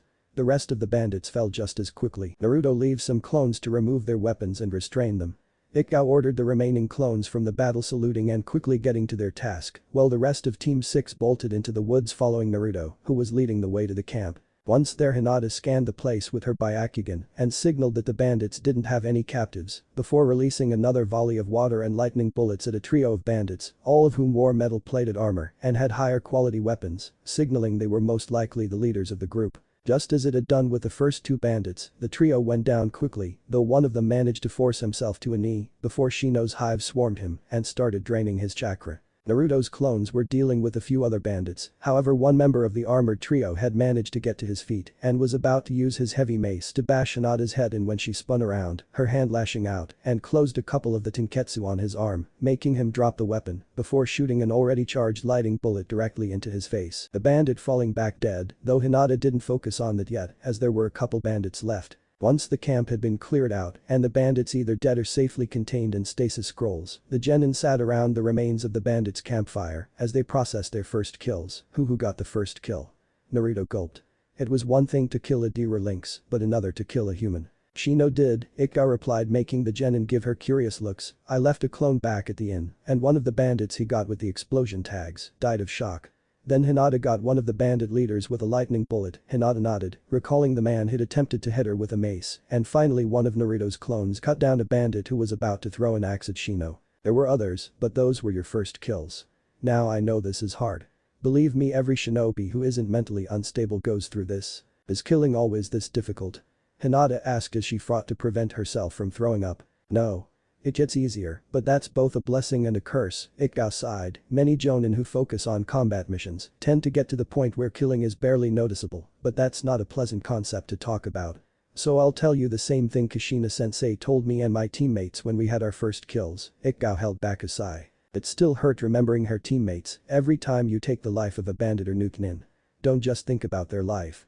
Think about the lives of the innocents they took, how you avenged them, how you gave them peace, and also think about the lives of the people that if you didn't put the bandit down would be in danger. Shinobi life is not easy, nor is it glamorous. We're soldiers, spies, assassins and thieves. While other villages and even others in Konoha might see it differently. In many ways we are the shadows in the night who keep even worse shadows at bay. We fight so the civilians don't have to. We fight to protect those close to us. We fight to keep whatever evils this world might have from getting a foothold and causing untold havoc." The 3 genin sat in silence contemplating Ikka's words. After 10 minutes they looked at each other and nodded. "Eternal peace might never come," Naruto started, holding out a fist. "But that doesn't mean it's not worth fighting for," Hinata continued, knocking her fist to Naruto's. "Nor does it mean that fighting for whatever form of peace we can get is a worthless pursuit," Shino stated as he copied Hinata's actions. "After all," Naruto said with a grin, "nothing in life that's worthwhile is easy to get." The 3 said simultaneously. Ikgao fought hard to keep herself from crying out of sheer pride. These three who had started out barely knowing each other had become the best of friends. She couldn't wait to see how far they'd go. Asuma's frown deepened. Just as he thought his team was ready for a C-rank, Sasu went and proved him wrong.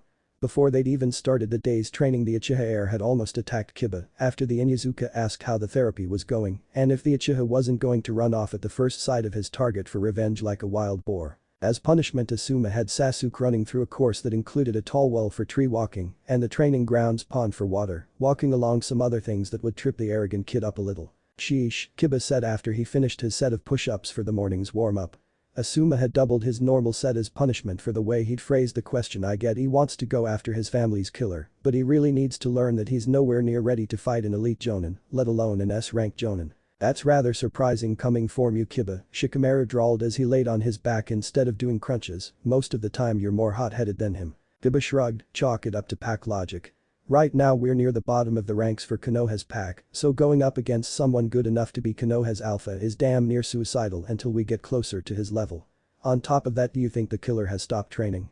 Akamaru let out a couple barks of agreement. Asuma let out a bark of laughter. So you do use that brain for more than just tracking, fighting and food.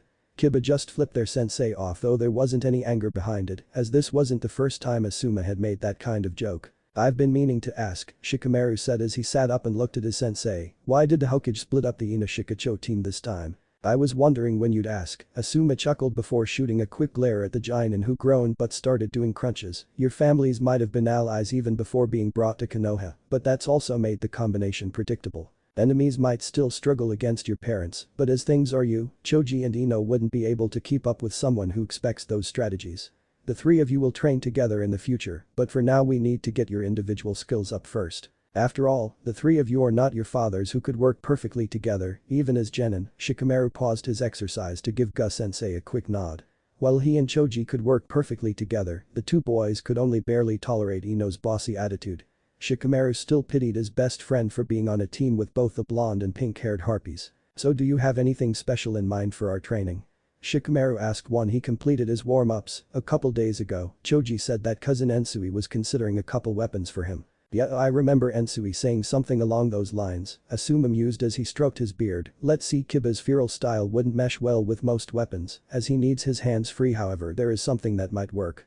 Ever hear of Ebola? Nope, Kiba replied as he looked at his sensei curiously. They're two weighted balls connected by a quarter chain that you throw at the enemy to either tie or trip them up, Asuma explained. You mostly find them in areas like the land of grass or sand, as they work best in wide open areas. Too many trees and they'd either crash into one or wrap themselves around it. So a ranged weapon that would hinder my opponent's movements, letting me and Akamaru charge in. Kiba asked, getting a nod from his sensei. Yeah, I can see that working with my family's style. Would it even work when hunting? For larger game it should, Asuma said. Doubt it would work on wild boar and the like since their legs are so short. Makes sense for Kiba's style, but what about me? Shikamaru asked. Oh, I got something in mind for you, don't worry, Asuma chuckled. You are going to learn archery. Archery? Shikamaru repeated. Why? Simple. What would happen if with the aid of one of Naruto's seals, you could attach some thin wire to the arrow? You wouldn't even need to hit your target. You could just use the wire to attach your shadow to him. Something that would exponentially increase the range of your family's unique jutsu. Shikamaru was stunned. Why had no one in his family thought of it yet? Even something as simple as a fishing line could be used for this. And if what he'd heard about how quickly Naruto was advancing was true, then he had no doubt that the blonde could easily whip up a seal to connect the line to the back of the arrow. Is that why you've been focusing on my arm strength recently? Got it in one, Asuma replied as he pulled a scroll out of a vest pocket and tossed it to the Nara. That's your training bow, along with a quiver of 20 arrows. I set up some targets a short distance away that a clone will lead you to. I know a little about archery, so I can at least teach you the basics. But it'll take a bit for the bola I ordered to get here, but once they are we'll see just how compatible they are with your family's style. Might I watched his team train, though honestly, only Lee and Tenten had grown. Niji was digging his heels in and barely training the jutsu that Guy had given him to learn, and for the life of him, Guy didn't know what to do. Earth Release. Mobile Soil was a basic C-rank jutsu, but versatile due to it being able to be used in just about every environment. The jutsu was used to alter the ground according to the user's will to make it difficult for enemies to keep their footing, and with Niji's Byakugan, the chances of this jutsu tripping him up was incredibly low. It's not like he was asking him to master an air rank like the Rock Dragon. Tenten however had already learned not only the earth bullet and rock wall jutsu to augment her skills, but also gale palm jutsu to increase the speed of her thrown weapons. The wind cutter jutsu which she could easily perform with one of her swords for a ranged attack, or could use it to make her blades far sharper than they'd normally be, so even a humble kunai would be just as dangerous as her sharpest sword. For lightning she was studying the lightning bullet and lighting whip to give not only more options, but a weapon the enemy couldn't just take and use themselves. Lee learned how to sense when he was under mid to low rank Jinjutsu and had found that by using the original hand signs now known as the Kuji-in and chanting their names, it helped him focus his mind to the point he could throw off most low-ranking Jinjutsu with ease.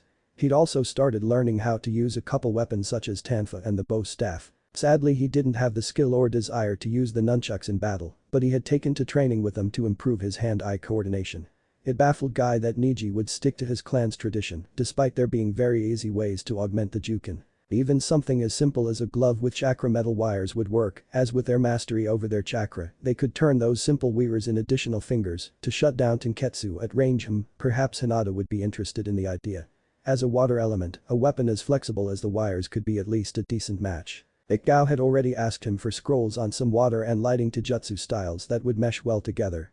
Well, he didn't know of any shinobi who used wired gloves, that didn't mean it was impossible or hadn't been done before. He was curious if the young Hyuga heiress would rise to this challenge, or if she couldn't.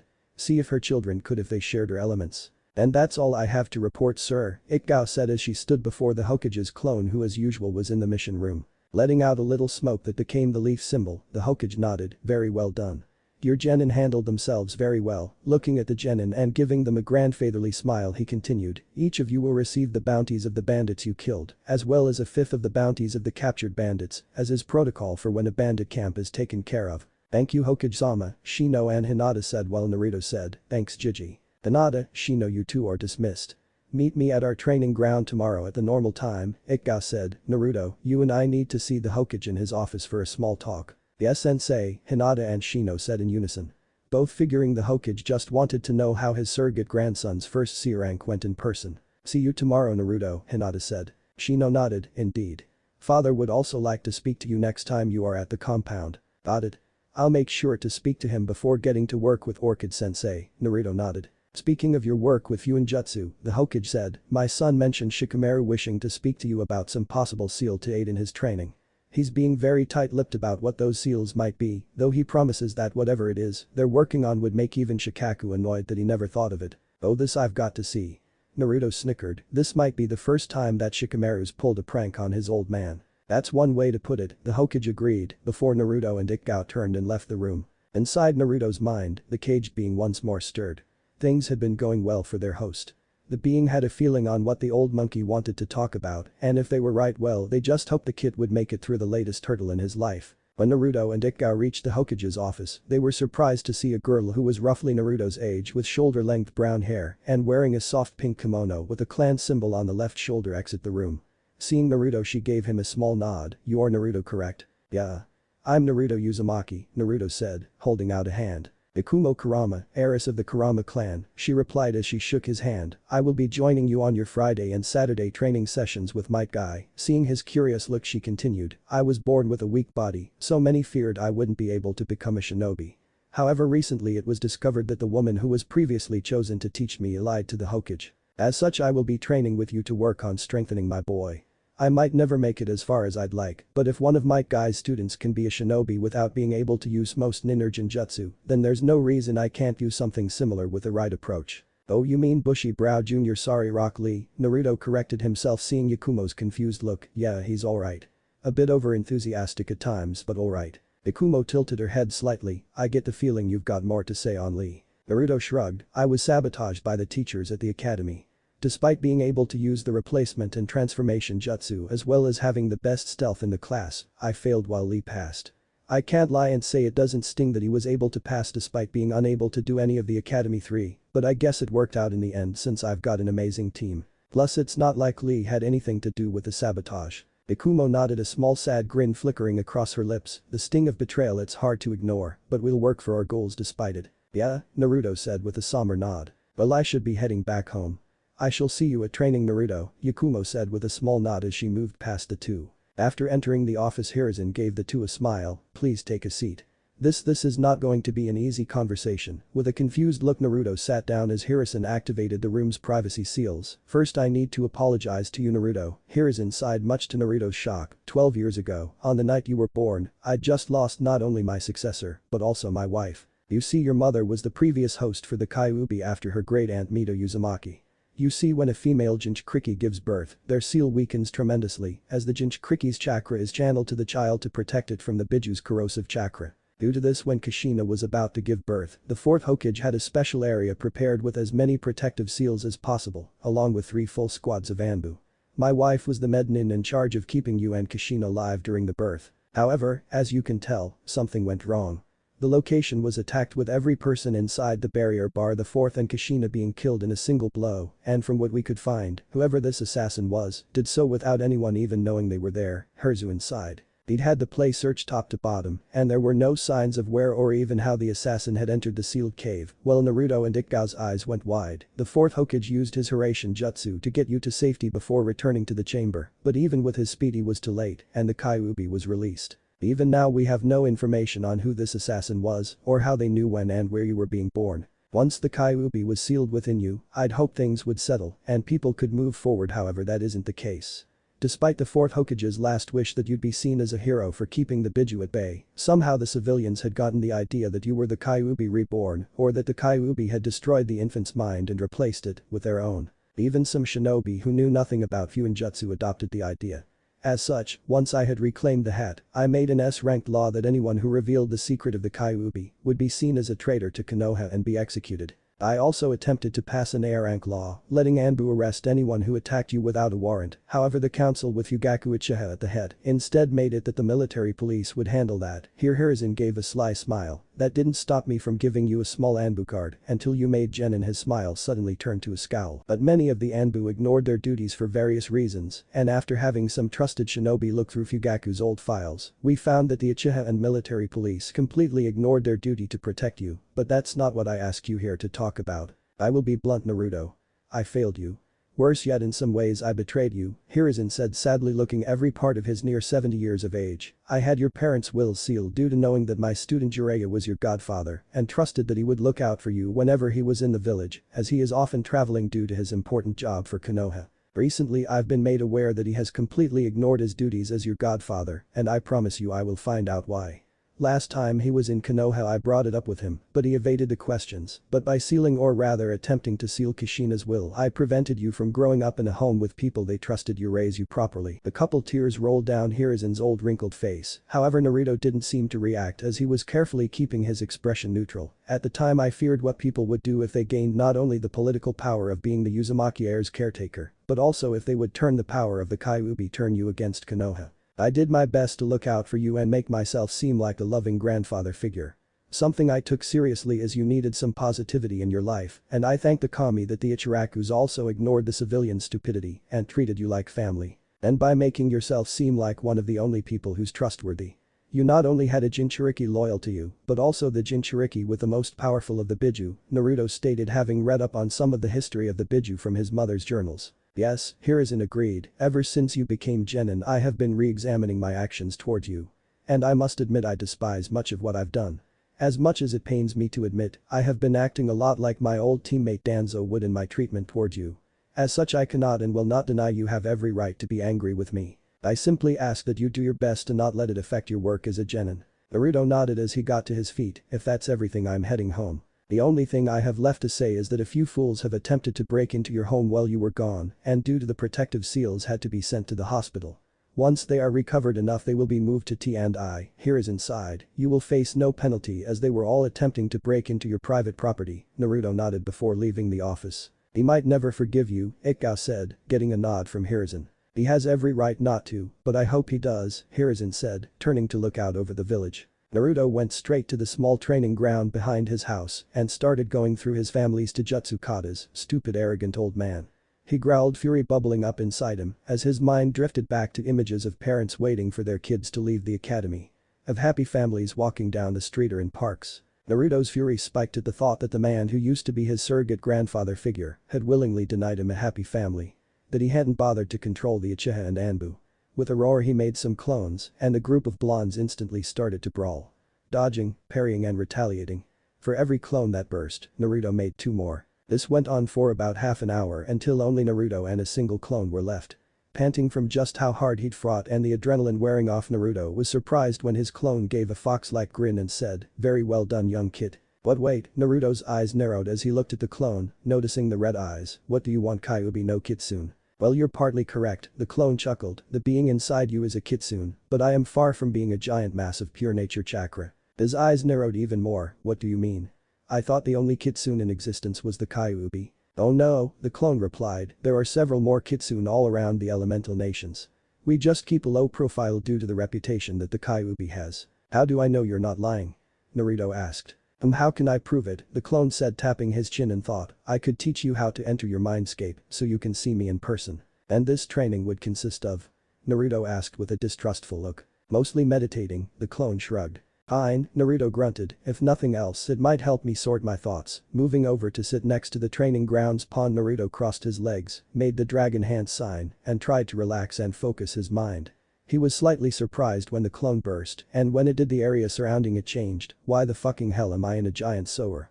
Naruto yelled in frustration. "Welcome to your mindscape. As you're untrained in the ways of the mind, it shows the environment where you feel the safest. In this case, a hidden bunker.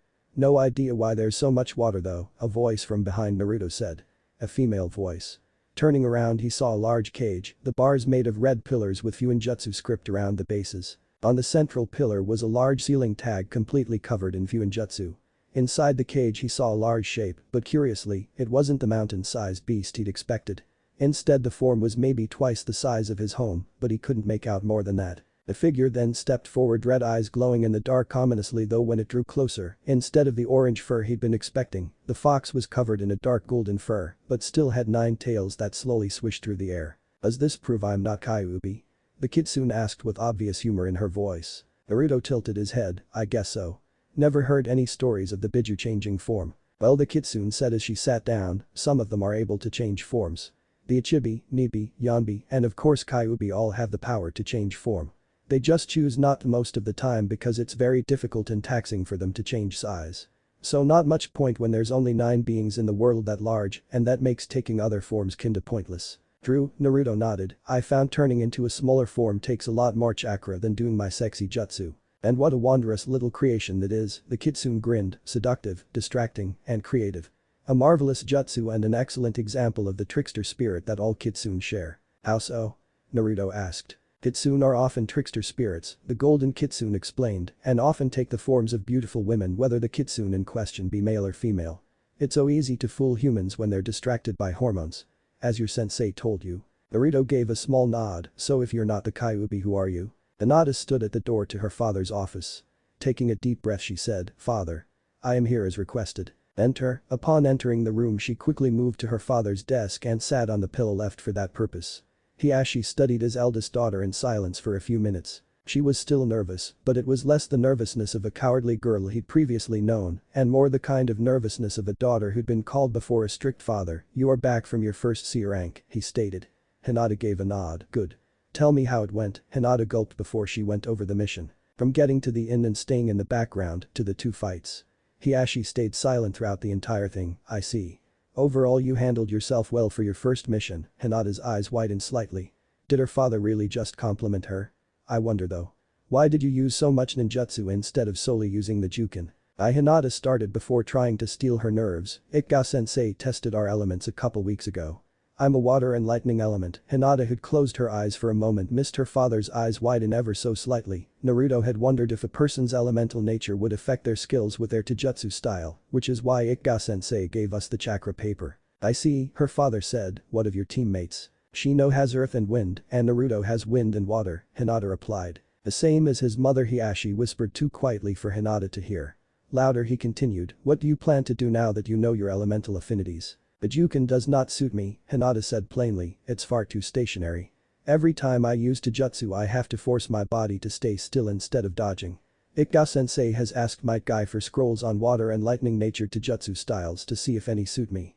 Until then I will make do with what I have. I used so much ninjutsu due to not wanting to risk making a mistake, due to having to force my body to stick to the standard Juken."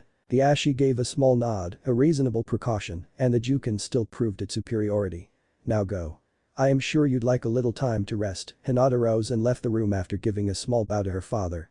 Once she was gone, Hiashi sighed and turned to the side where a picture of his wife Iori sat between two vases that held stalks of lavender before turning back to his work. Tenten gave a roar as she brought a weapon her father designed a few years back, called a broadsword down on Lee, who blocked with his tanfa that Tenten recently reinforced. "Glad those are working for you," Tenten said as she jumped back a few paces, switching to an Ajinata. "Indeed.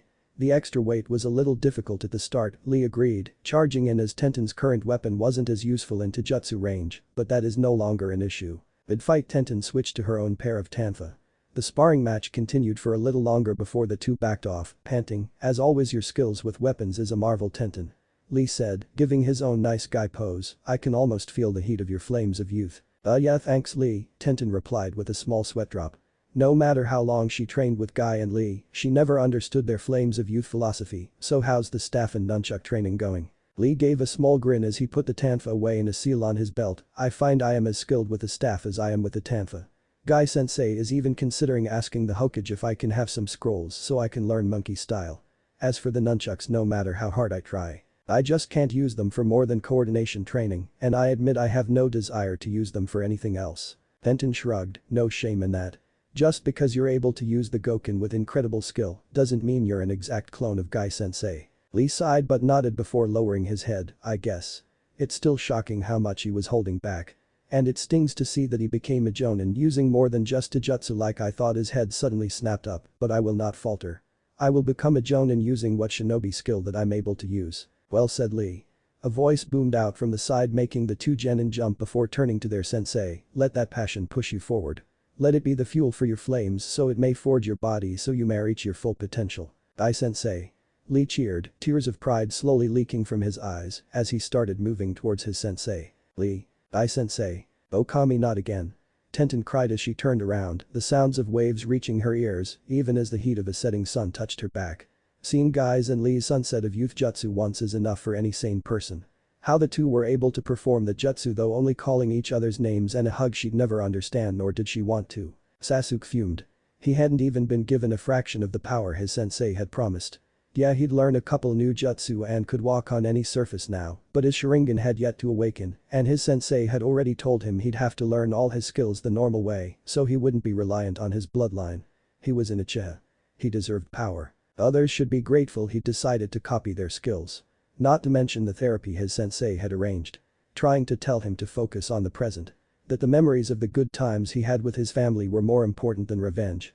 Didn't they understand that revenge was all he had left? He was an avenger, and by the kami he would destroy not only Itachi, but anyone else who got in his way. He just needed more power. Niji was in a similar state.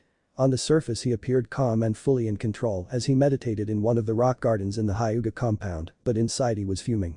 How dare his sensei try to get him to ignore the Hyuga tradition when it made them one of the strongest clans in the world. The fool didn't know what he was doing. Niji was fated to rise in the ranks using only the Hyuga's superior style and bloodline. Fate would not lead any Hyuga who strayed from traditional to success. His cousin Hinata, for example.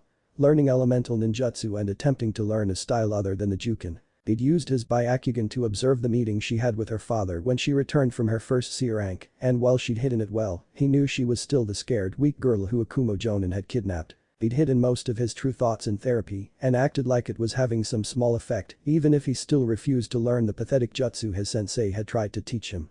Fools would only end up dead, while those fated blessed would go far. Lee was one such fool, as was Naruto from the academy. Even Might Guy was a fool, though even Niji couldn't deny that when Guy was completely serious, he was a force to be reckoned with. One day they would all see that Niji was correct. Fate would see to it. It was teammates' day off and Sakura was out jogging. She needed to get stronger, for herself, for her team, and so Sasuke would finally notice her. She quickly glanced around to see if her sensei would just pop out of nowhere. She still wondered how he knew every time her thoughts wandered to Sasuke. And Sensei had finally taught her some jutsu so she could use her elements. Just thinking of her elements made a small chill go down her back at what some of the others at the academy might have said if they learned she had earth and water. So far she'd made decent progress on the wild water wave and mud flow river jutsu, along with the demonic illusion hell viewing jinjutsu. She'd made more progress on the jinjutsu than the two ninjutsu, but that was mostly because it was a D rank, while the other two were C rank. She'd overheard how quickly teams 6 and 7 were advancing. Even Shikamaru was growing stronger faster than she was. When Choji single-handedly defeated both Ino and Sakura in a 2 versus 1 sparring match, Ino had doubled down on training and even started looking up weapons that she could use. Choji's kanabo, while powerful, was slow and obvious. Ino was looking for weapons that worked with her natural dexterity. Each of her comrades was outpassing her. Even Naruto of all people. Some of the rumors he'd heard while shopping said he was the heir of Konoha's sister village Uzushio, but if that was true, why didn't the academy say anything about Uzushio and the Uzumaki clan? She knew that most of the teachers had been replaced, with Shino's dad in charge of rebuilding the curriculum. Did that have anything to do with it? Did their dislike of Naruto have more to do than just his pranks? Her mother had always said that Naruto was a criminal waiting to happen and the Hokage was mad for keeping the monster around. The only monster she knew of was the Kyuubi and Naruto did have the whisker-like markings. Was there a connection? If there was there something she could do if Naruto went out of control?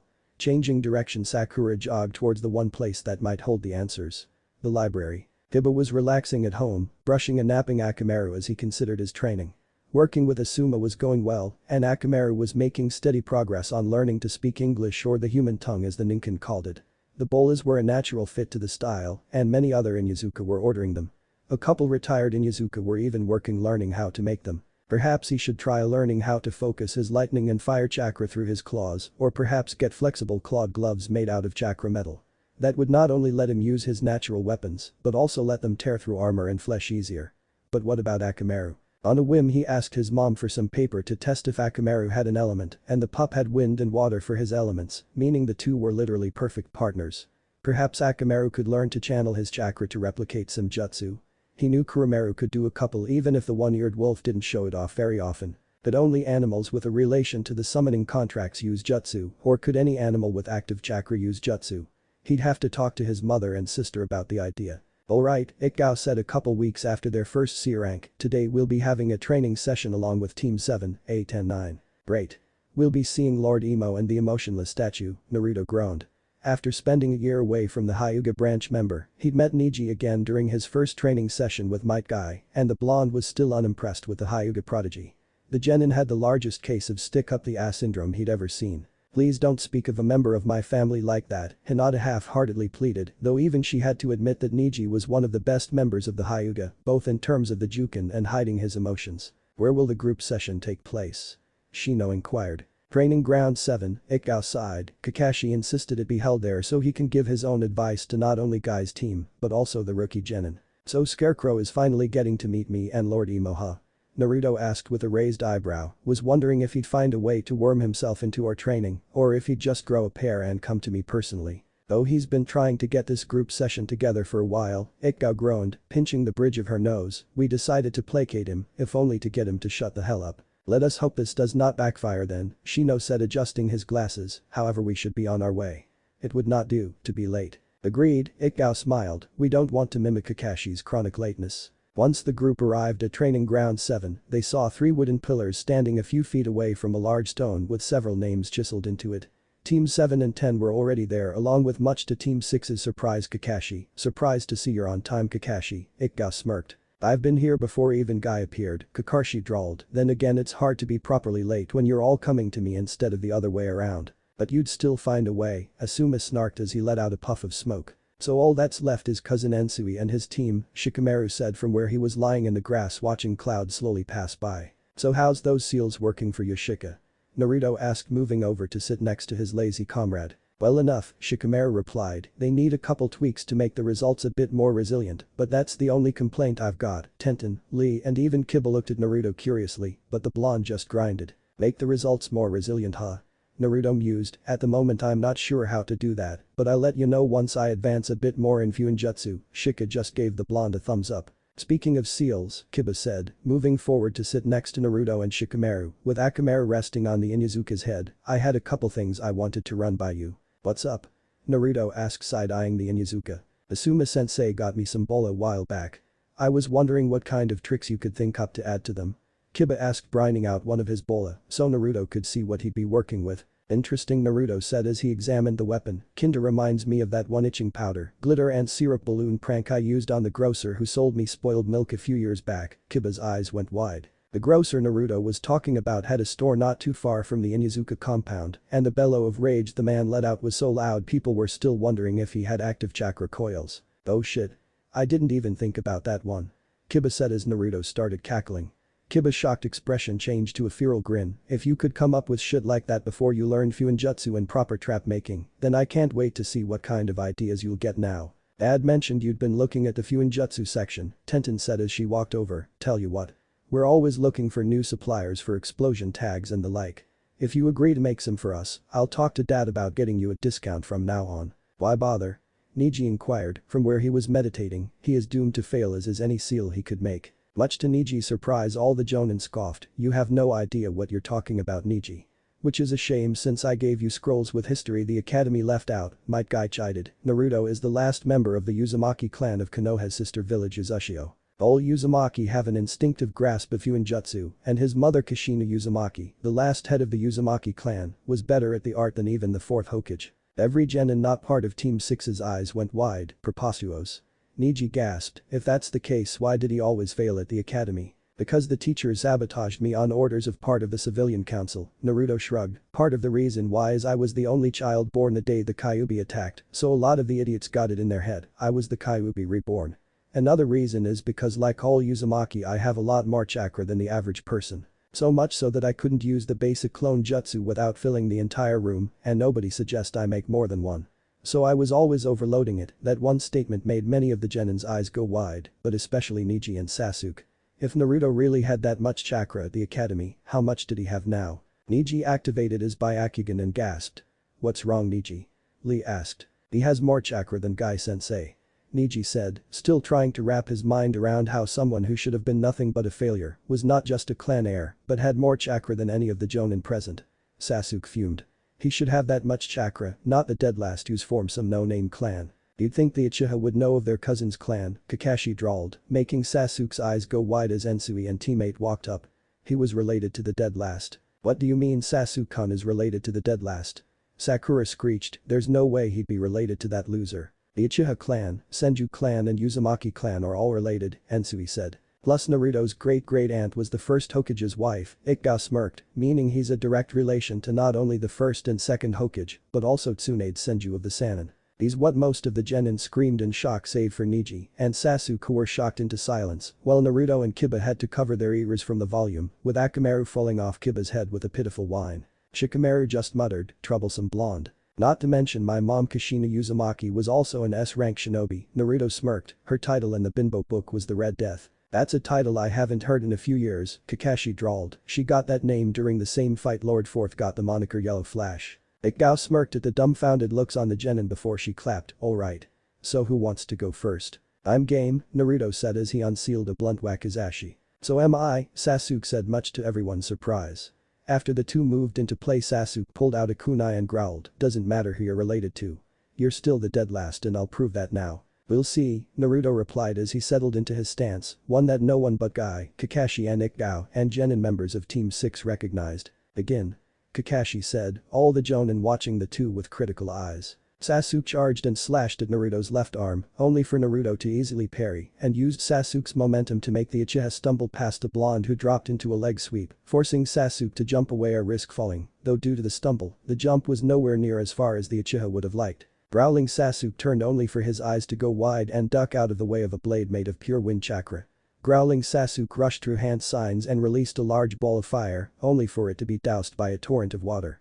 Fury bubbling up inside Sasuke he threw the kunai along with a flurry of shuriken. Naruto deflected the kunai and ducked under the shuriken only for Sasuke to use the wires attached to them to pull them back and cause them to wrap around Naruto. Before Naruto could escape Sasuke spat out a stream of fire making the paste on the wires ignite. Just before the fire hit Naruto he smirked and appeared to burst into smoke, causing the shuriken and wires to fall to the ground. Sasuke looked around and growled. How the hell had Naruto escaped? He didn't leave a log so it wasn't a replacement and it couldn't have been a clone because as far as he knew, Naruto couldn't do any clone jutsu. Remembering the bell test Sasuke leapt high into the air only for Naruto to appear off to the side before another appeared and another. 6 Narutos appeared in quick succession and all of them looked up at Sasuke with fox-like grins. 3 of them released torrents of water while others used the Gale Palm jutsu to increase the speed of the water. Bracing for impact, Sasuke was launched higher into the air before a seventh Naruto drop kicked him in the back, sending him crashing to the ground, making him cough up some bile. Match. Kakashi called as he appeared next to Sasuke and leaned down to check on him. No. Sasuke growled as he tried and failed to force himself to his feet. I can still fight. Not after that kind of blow, Kakashi said, placing a hand on Sasuke's shoulder and using the Shunshin to move him back to the genin. You need to rest for a bit. Kakashi's hands then started glowing green as he used a medical jutsu to assist Sasuke's recovery. How the hell did the dead last beat Sasuke? Sakura gasped. I thought he said he couldn't use the clone jutsu. On top of that, how did his clones use jutsu? Ino asked. He used a far more advanced clone jutsu, Ensui said, one that's considered a kinjutsu for non-Uzumaki due to how much chakra it costs. They're physical clones who are able to not only deal damage with taijutsu and weapons, but as long as they have chakra they can use whatever jutsu the caster can. Or did you forget when I used the same kind of clones for your training? Yeah. The shadow clone jutsu the second made is a marvel of a jutsu, but damn is it costly, Asuma agreed. Even Pops in his prime could only make 3 at most and still able to fight, but the average Uzumaki jonin could make up to 100 and still be able to use a couple A rank jutsu if I remember correctly. There's a reason it took 3 of the big 5 to destroy Uzushio at the start of the last war. The second Hokage made the shadow clone jutsu. Shino inquired, similar to how he made the Hiraishin, the fourth made famous. Correct, Ikao said. Kushina sensei once told me that Tobirama-sama made the shadow clone jutsu specifically for the Uzumaki clan due to their large amount of chakra. Ikao hid her amusement as many of the genin were once more stunned. Wait, if your mother's Kushina Tenten started as the pieces of the puzzle finally started being put together. It would have happened sooner, but with all the info bombs dropped on her, it would be surprising if she wasn't distracted by it. Stars appeared in Tenten's eyes as she suddenly appeared before Naruto. Please tell me you have her sword, and that style you used was the surging serpent. Yeah I do, and it was, Naruto replied, surprised by Tenten's outburst. Tenten's eyes were practically glowing now. All the information I found never mentioned a name for her sword, but there was plenty on what it could do. Ever sharp, ever clean, and able to become sharp enough that not even Mizugaku's Kiba blades could compare. Can I see it please, please please? Naruto glanced at Shino and Hinata, silently pleading for help, but was rescued by his amused sensei. It seems Tenten just volunteered for the next fight. So who will she be facing? Tenten's face went blank for a moment at how Naruto's sensei had so easily prevented her from seeing one of the most famous swords in the world, but quickly shook it off. She moved to stand where Naruto did and started going through some warm-up stretches, something Lee was already doing, and he wasn't even fighting. How about Choji? Asuma suggested. He's been doing alright with his Kanabo, but if there's anyone who can give him pointers it's Tenten and her dad. Learning the Kanabo huh? Tenten asked as she reached for the scroll on her back, which slightly unfurled and released her own Kanabo before it rolled itself up. Let's start with a Kanabo only battle then. Sound good? Alright, Choji replied, unsealing his own Kanabo from his belt before slamming its head into the dirt and unsealing some metal gauntlets and putting them on. Hope you don't mind if I wear these as well. Need a little more practice with them, and Ino and Sakura aren't exactly willing to spar when I use them. Kanabo for offense and breaking your enemy's defense, while the gauntlets are to augment your family's normal style, right? Tenten asked, getting a nod from Choji. Your family's jutsu able to be used with those? It's a little tricky using it with the gauntlets as it takes more chakra since they're not chakra metal, but yeah. Doesn't work with the Kanabo though, and I have no idea why, Choji replied as he finished putting the gauntlets on. It works with dad's weapon of choice but not mine. He uses a bow staff, right? Tenten asked, the jonin grinning at how easily the genin were working with each other. Then again, Konoha prided itself on its teamwork. Yeah. Why do you ask? Choji inquired as he quickly went through a couple warm-up exercises himself before picking his Kanabo back up. Is it made of chakra wood or senju wood? Tenten inquired. That might be the reason why. I'm not sure. I'll have to check, Choji pondered before groaning. Kami getting both a set of chakra metal gauntlets and Kanabo is going to be expensive. He then shook his head. Okay, save worrying about the cost later. Time to focus. Begin. Asuma said since Kakashi was still tending to Sasuke. The genin charged at each other, their weapons meeting with a loud clang as their metal bats met. The scene repeated itself a few times before the two genin leapt apart. Not bad, Choji, Tenten complimented. The Kanabo might not be complicated, but you've still got a good grasp of the weapon. Let's see how you deal with something else, shall we? Once more reaching for the scroll on her back, she replaced the Kanabo with some kind of sword, but the blade was long and thin, while the grip was rather plain with a metal dome keeping the blade from her hand. What is that? Ino asked, never having seen a weapon like that. Swishing it through the air, Tenten grinned while Lee said, it's called a rapier. Tenten's father Tenshi made it. Dad tends to experiment with making weapons when he gets a surplus of metal, which is more often than you'd think, Tenten smirked before she charged, easily ducking and weaving around Choji's attacks. Ino's gaze was locked on Tenten. The weapon she was using was pure speed and skill. The entire point of it was to use the person's finesse and flexibility to avoid attacks and strike. It was perfect. Choji was defeated in short order, unable to keep up with Tenten's speed, even after putting the Kanabo away and busting out some fire and earth jutsu. I'll talk to Dad about what his staff's made of and how much I'll need to save up to get something similar, Choji said, shaking Tenten's hand, not bothered about the loss. She did have a year's worth of experience after all. Don't forget about those gauntlets, Tenten replied, with your elements you could either leave some nasty burns on your enemies or turn those gauntlets into a formidable defense. I was thinking along those lines as well. Oh boy, this is going to be costly, Choji sighed. You're not the only one who wants something made of chakra metal, Kiba called out, getting nods from most of the other genin. Tenten, I'll want to talk to you later about getting my own rapier. Before that though, I'll go next, Ino said as she got to her feet, and I'll take the lazy ass. She smirked. There's no way Shikamaru had grown strong enough for him to defeat her. She had this in the bag. Shikamaru got to his feet. She's not going to let up until we spar. Let's just get this over with before she gets even more troublesome. Kakashi moved back to be the referee as Sasu had been healed enough to sit up, even if he wouldn't be able to train for the rest of the day. That kick from Naruto combined with the impact with the ground had almost broken Sasuke's spine. For a civilian that kind of injury would be crippling, but for a shinobi it was more manageable. Especially if a medic got to the injury quickly. A mystic palm jutsu had taken a bit out of Kakashi, but compared to the drain from his Sharingan, healing the injury was a drop in the bucket. Begin. Sasuke, now sitting up, just seethed on how easily Naruto defeated him. Had the blonde really gained that much power while he, an elite, had gained so little? Ino started with a flurry of shuriken and followed it up with a wild water wave jutsu. Shikamaru countered with a rock wall jutsu which easily blocked the shuriken but crumbled under the water jutsu and revealed Shikamaru was nowhere to be seen. What the? Ino gasped. As with Naruto, there was no log showing a replacement, so where the hell was he? Get out here and AHH. Ino called before screaming as she was pulled underground, leaving only her head free. She struggled to free herself, fury burning in her eyes as Shikamaru pulled himself out of the ground next to her. There. She's defeated. We done? Asum and Ensui chuckled while Gao shook her head exasperated at the young Nara. Yeah. You're done, Shika nodded before he pulled Ino out of the dirt and went back to his cloud watching. You just had to win in the most lazy way possible, didn't you? Naruto asked, trying to keep his laughter in check. What else was I going to do? Let the fight drag on just so she could show off and try to attract her crush's attention. No thanks, Shikamaru replied, as Ino sat down with a pout on his other side. Kiba shook his head, ever the lazy genius, aren't you? That's a Nara for you, Choji chuckled. Hey, about once we're done training today we go to Yakiniku-Q and have a small celebration of how far we've come. Sounds good to me, Shikamaru drawled. Same, Tenten said with Lee nodding, been a while since I've had barbecue. Shino adjusted his glasses, that sounds agreeable. It has been some time since I have visited the establishment. Same. What about you, Naruto? Hinata asked. Never been, Naruto shrugged. You know how most of Konoha treats me because of the day I was born on. Why do you think I go to Ichiraku so often? They're the only restaurant that accepts me. I just thought you loved ramen so much you didn't want to try anything else, Choji said. Well, that's part of the reason, Naruto chuckled. So who's up next? I believe I shall go next, Shino said as he stood. Who will I be sparring with? Yosh.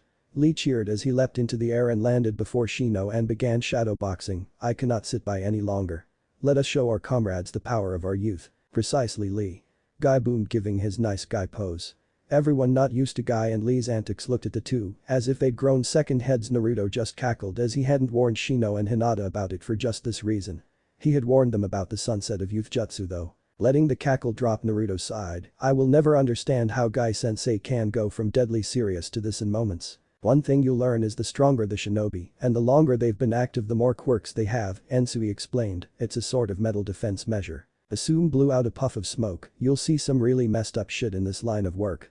The sooner you find something to help keep your mind off it the better. Guy's is obvious. His flames of youth philosophy and training. Well, Kakashi's are those Icha books, Ikgao explained with a scowl. She wasn't like Kurenai and damned every person who read the series, but did he have to read it in public? Some things were better left for the privacy of one's home. Porn was one of them. Begin. Kakashi said and Lee's form blurred as he moved faster than most genin could see. When Lee reappeared his fist was inches from Shino's face, however Shino quickly ducked under the fist and slammed his own fist into Lee's gut, making everyone not on Team 6 gasp in shock. Lee was well known to be one of the fastest genin in Konoha, and Shino had not only dodged Lee, but had countered him in the same move. Ikgao smirked as the other jonin let their jaws drop. None of them expected an Aburam to use Taijutsu. The Shino who punched Lee then burst apart into a swarm of insects, which created a black sphere of constantly moving forms around Lee before surging inwards. The green-clad genin shot out of the sphere moments later as he looked around for his opponent, but the Aburamaire was nowhere to be seen. The other genin looked around too before Tenten looked up and gasped, making the other genin follow her gaze. Shino was floating high above the battlefield on what at first looked like a black cloud, but in reality was more of his Kakechu. Lee leapt up to meet his opponent, but with a raised hand the swarm Shino was on burst apart and dove down to meet the Taijutsu specialist. The swarm clung onto Lee trying to pull him back to the ground, only for the rest of Shino's hive to catch their target moments later, and the two swarms was enough to pull Lee back to the ground while simultaneously draining his chakra. Most of the jonin expected Shino to need some help, but he slowed his fall with a quick gale palm jutsu. "I suggest you forfeit," Shino calmly stated as he adjusted his glasses. "My Kakechu have already drained a significant amount of chakra." Lee started as he felt his chakra levels quickly drop. "I will not." Lee blurred once more, the Kakechu still on him as he went for another punch, but when Shino ducked, Lee was already bringing his leg up, slamming his knee into Shino's chest. Shino gasped for breath as the wind was knocked out of him, causing Kakashi to call the match. The Kakechu instantly flew away from Lee to return to Shino and quickly vanished beneath his coat. Lee then looked up and gave a large grin. "I admit I underestimated you, Shino. I was not expecting one of your clan to be able to move so quickly." Once he had his breath back, Shino stood back up and once more adjusted his glasses. "It is merely the results of the difficult training Ikga Sensei has put our team through. Along with the results of a couple other projects. I must also admit I was not expecting you to push through and defeat me with how much chakra my Kakechu drained from you. Whatever those projects are, I'm sure Shibi will be bragging about them once they're complete," Asuma said as he incinerated his most recent used-up cigarette. "It'll be troublesome, alright," Ensui agreed. "How the hell were you flying?" Kiba gasped. "I didn't think Kakechu could carry a human's weight." Shino turned to Kiba, glasses gleaming in the sun, but didn't respond. After a couple moments, Kiba huffed, "Fine. Keep your secrets. I shall go next," Niji said as he got to his feet. "Fate will show that no matter who I face I shall emerge victorious." Sakura growled slightly. "Oh yeah? We'll see about that." She wasn't really as confident as she sounded, but if she managed to beat Niji, then Sasuke would have to notice her strength. As she moved to stand before the Hyuga, she felt a dark presence behind her and shuddered slightly. How did he know? Ikgao leaned over to Ensui and whispered quietly enough that none of the genin could hear. "I see you're putting your unique hybrid of the Nara's shadow jutsu and the Yamanaka's mind jutsu to work. Having fun mentally tormenting your student by reading her emotions through her shadow." Ensui gave a quiet chuckle. "It's one of the only worthwhile things about being her sensei. The more often I scare her with this and push her harder when training, the more she'll focus on the job at hand. She can think about him all she wants when she's taking some time off, but she needs to focus on the job, and her mind wanders to the kid far more often than a simple crush. It's a damn near obsession. At least Ino is nowhere near as bad now." Ikgao nodded as she looked back at the fight only to facepalm when Sakura attempted the hell viewing jutsu on Niji, only for the Hyuga prodigy to rush forward and ruthlessly beat down the pink-haired genin with a jukin. One Sakura was unable to even stand from how many of her tenketsu had been closed. Niji turned and calmly walked back to resume his meditation. "Brittle," Kiba shuddered with Akamaru yipping his agreement. "She was a fool for forgetting the Hyuga are immune to Jinjutsu due to our bloodline," Niji scoffed, "and she claimed to be a Kinwaichi of the year. Pathetic." "Well, there's only one more match," Asuma said. "Kiba, Hinata. You're up." Kiba blanched slightly, a small blush on his face before shaking it off. "Let's do it, Akamaru." Kiba cheered as he took his spot. "Don't hold back, Kiba," Hinata said as she slid into her stance, with the others save for Team 6, and Guy surprised seeing it wasn't a normal Jukin stance. Her left leg forward slightly and resting on her toes, her right arm kept flat along her stomach and left held out, and for the first time everyone realized that Hinata was wearing a pair of black gloves. Niji, who'd cracked open an eye to see, let a frown flicker over his face before going back to his meditation. Kiba blinked before shaking his head, and with a quick jutsu, Akamaru transformed to become a copy of Kiba. Kakashi then called for the match to begin, the two Kibas bounding forward, each one lashing out with a claw. Hinata in one smooth motion turned on her back foot, kicking one of the Kibas into the other, and the real Kiba growled in pain as he felt chakra ripple out from the point of impact, but his eyes then went wide as he felt something close a tenketsu on his right leg. The two Kibas went rolling away from Hinata, who returned to her previous stance and took a slow breath as her eyes were calm yet focused. Only the Jonin and Team 6 noticed a single wire retract into the glove on her right hand. What the hell was that? Ino gasped while Naruto smirked. Naruto and I have grown stronger since our time at the academy, Shino calmly stated. Why would Hinata be any different? No one had a response to that and just turned back to the spar. The two Kibas got to their feet, looked at each other, and nodded before once more charging at Hinata and splitting up for a pincer maneuver, with one of the Kibas throwing a bola, then attacking her with a flurry of claws. Hinata easily leapt over the bola and began to practically dance around the attacks. Hinata continued to do so for a minute or two, which made the two Kibas angrier and angrier, which in turn made them more and more sloppy. Hinata then let loose a flurry of powerful kicks, while the wire moved around to close a couple tenketsu on the Kibas' backs. She finished with a pair of chakra-empowered fists to their guts, knocking the wind out of them and returning Akamaru to his true form. All the genin were stunned. This was a very different Hinata than the one they'd seen almost a month and a half ago. What kind of training was Team 6 going through? Now then, Kakashi said once all the genin had gathered and gave them one of his unique eye smiles, which was basically just closing his only visible eye, while what little of his face they could see radiated satisfaction. Let's go over where you can all improve, shall we? Naruto walked down one of Konoha's many streets with his hands in his pockets as he considered what he should do on his day off. He'd already sent a couple clones to the library to study what fuinjutsu books he had access to, but doubted he'd find anything Orchid Sensei hadn't already taught him. He could head home and study more of the Uzumaki history or meditate to speak to the Kitsun, but neither of those felt like the right action to do that day. There had been this feeling like there was something he should be doing today, but he had no idea what it was, and it was annoying the hell out of him. He'd already led the demon cat Tora into a park to freak out some chunin who'd left a sign with hateful messages outside his home. He'd also dropped off the latest batch of explosion tags to Higurashi Armaments, but decided to hold off on buying anything yet. He really wanted to buy the chakra scroll, but while he had some ideas on what he could do with it, he knew that whatever he did with it couldn't be used for a simple prank. It had to be used for something bigger and more meaningful. He'd been working on some seals based on the manga Orchid Sensei had shown him, but progress was slower than he'd like. Deepin thought he bumped into a familiar brown-haired girl. Sorry about that, Yakumo. Yakumo chuckled, don't worry about it. I wasn't paying attention to where I was going either. You alright? Yeah, Naruto scratched the back of his head. I've just got this nagging feeling like there's something I should be doing, but no idea what. Yakumo hummed in thought. I can understand that, though part of that comes from the Ido rearing its head, which thankfully is happening less often these days. Glad to hear it, Naruto said with a small smile, as the Kitsun's giggle echoed through his mind. He appreciated her input when it came to training and the occasional seal, but it was still weird having another voice in his head. He was about to ask how her training to control the other part of her bloodline went, but his ear twitched as he heard a muffled cry before something fell and broke. Hear that? Yakumo asked. Yeah, I also heard a muffled cry. Come on, Naruto said, and the two hurried down a side alley, with Naruto in the lead. Soon they came across 3 Konoha shinobi, 2 of whom were wearing chunin flak jackets. One of the chunin had a struggling kid with a long blue scarf in his hands and a broken wooden box at their feet. Pipe down, Squirt, the only non-chunin growled, a large shuriken on his back and his dark red hair poking out from under his straw hat. Yeah, the chunin holding up the kid said, a katana strapped to his back and his black hair tied up in a short ponytail. The second chunin had a pair of kata on his hips and looked identical to the one with the katana. Not like we're planning to hurt you. Just need to get our message across. Put the kid down, punks, Naruto said with Yakumo already starting going through some hand signs. I don't know who your message is for, but no need to bring him into it. The 3 shinobi jumped, turned to look at Naruto, and scowled. The non-chunin growling, great. The demon brat is here along with some bitch. The chunin who was holding the kid tilted his head as an evil grin crossed his lips. This might be better. He tossed the kid to the side, breaking a couple stacked boxes that were nearby. Let's just take out the problem at the source. All this started because of this brat, and most of the village would reward us. Even the Hokage can't go against an entire village. He quickly drew his katana, while his fellow chunin drew his katana, and the non-chunin pulled out a kunai, his giant shuriken useless in the alleyway. You won't get the chance, Yakumo said as Naruto pulled out his wakizashi and settled into his opening stance, demonic illusion.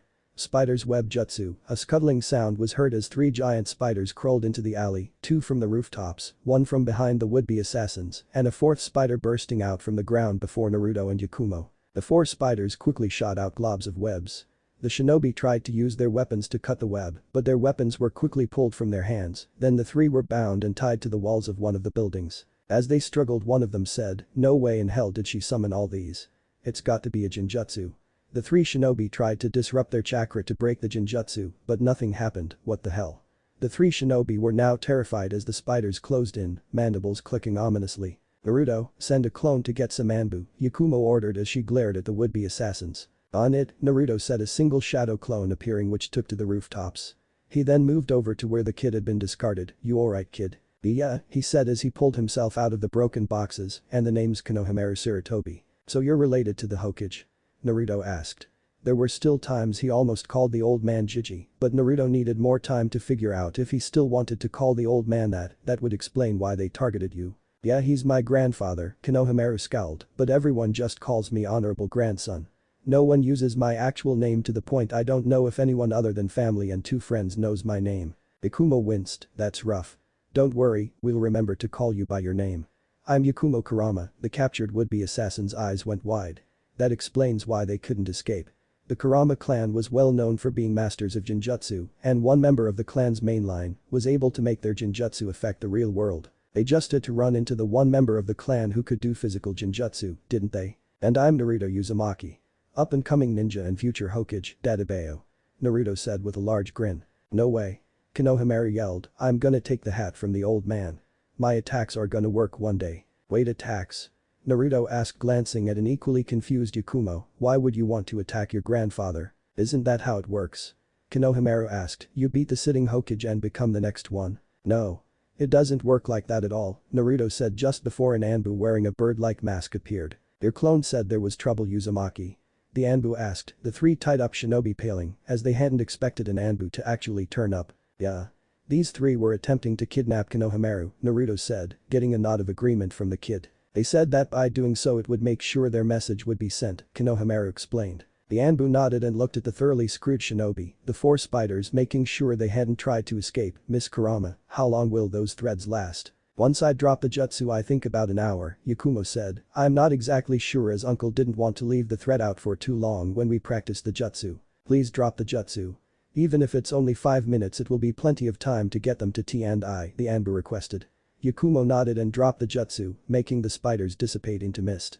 The Anbu drew a tanto from a hidden sheath and quickly cut the threads holding the prisoners to the wall, grabbed the thread, and then vanished in a shunshin, taking the prisoners with him. Turning back to Konohamaru, Naruto said, "How about we go to my team's training ground for a bit? I can tell you more about what Ika-sensei told me about what it takes to be Hokage, and we can take care of any injury you might have gotten, as long as it's not a concussion."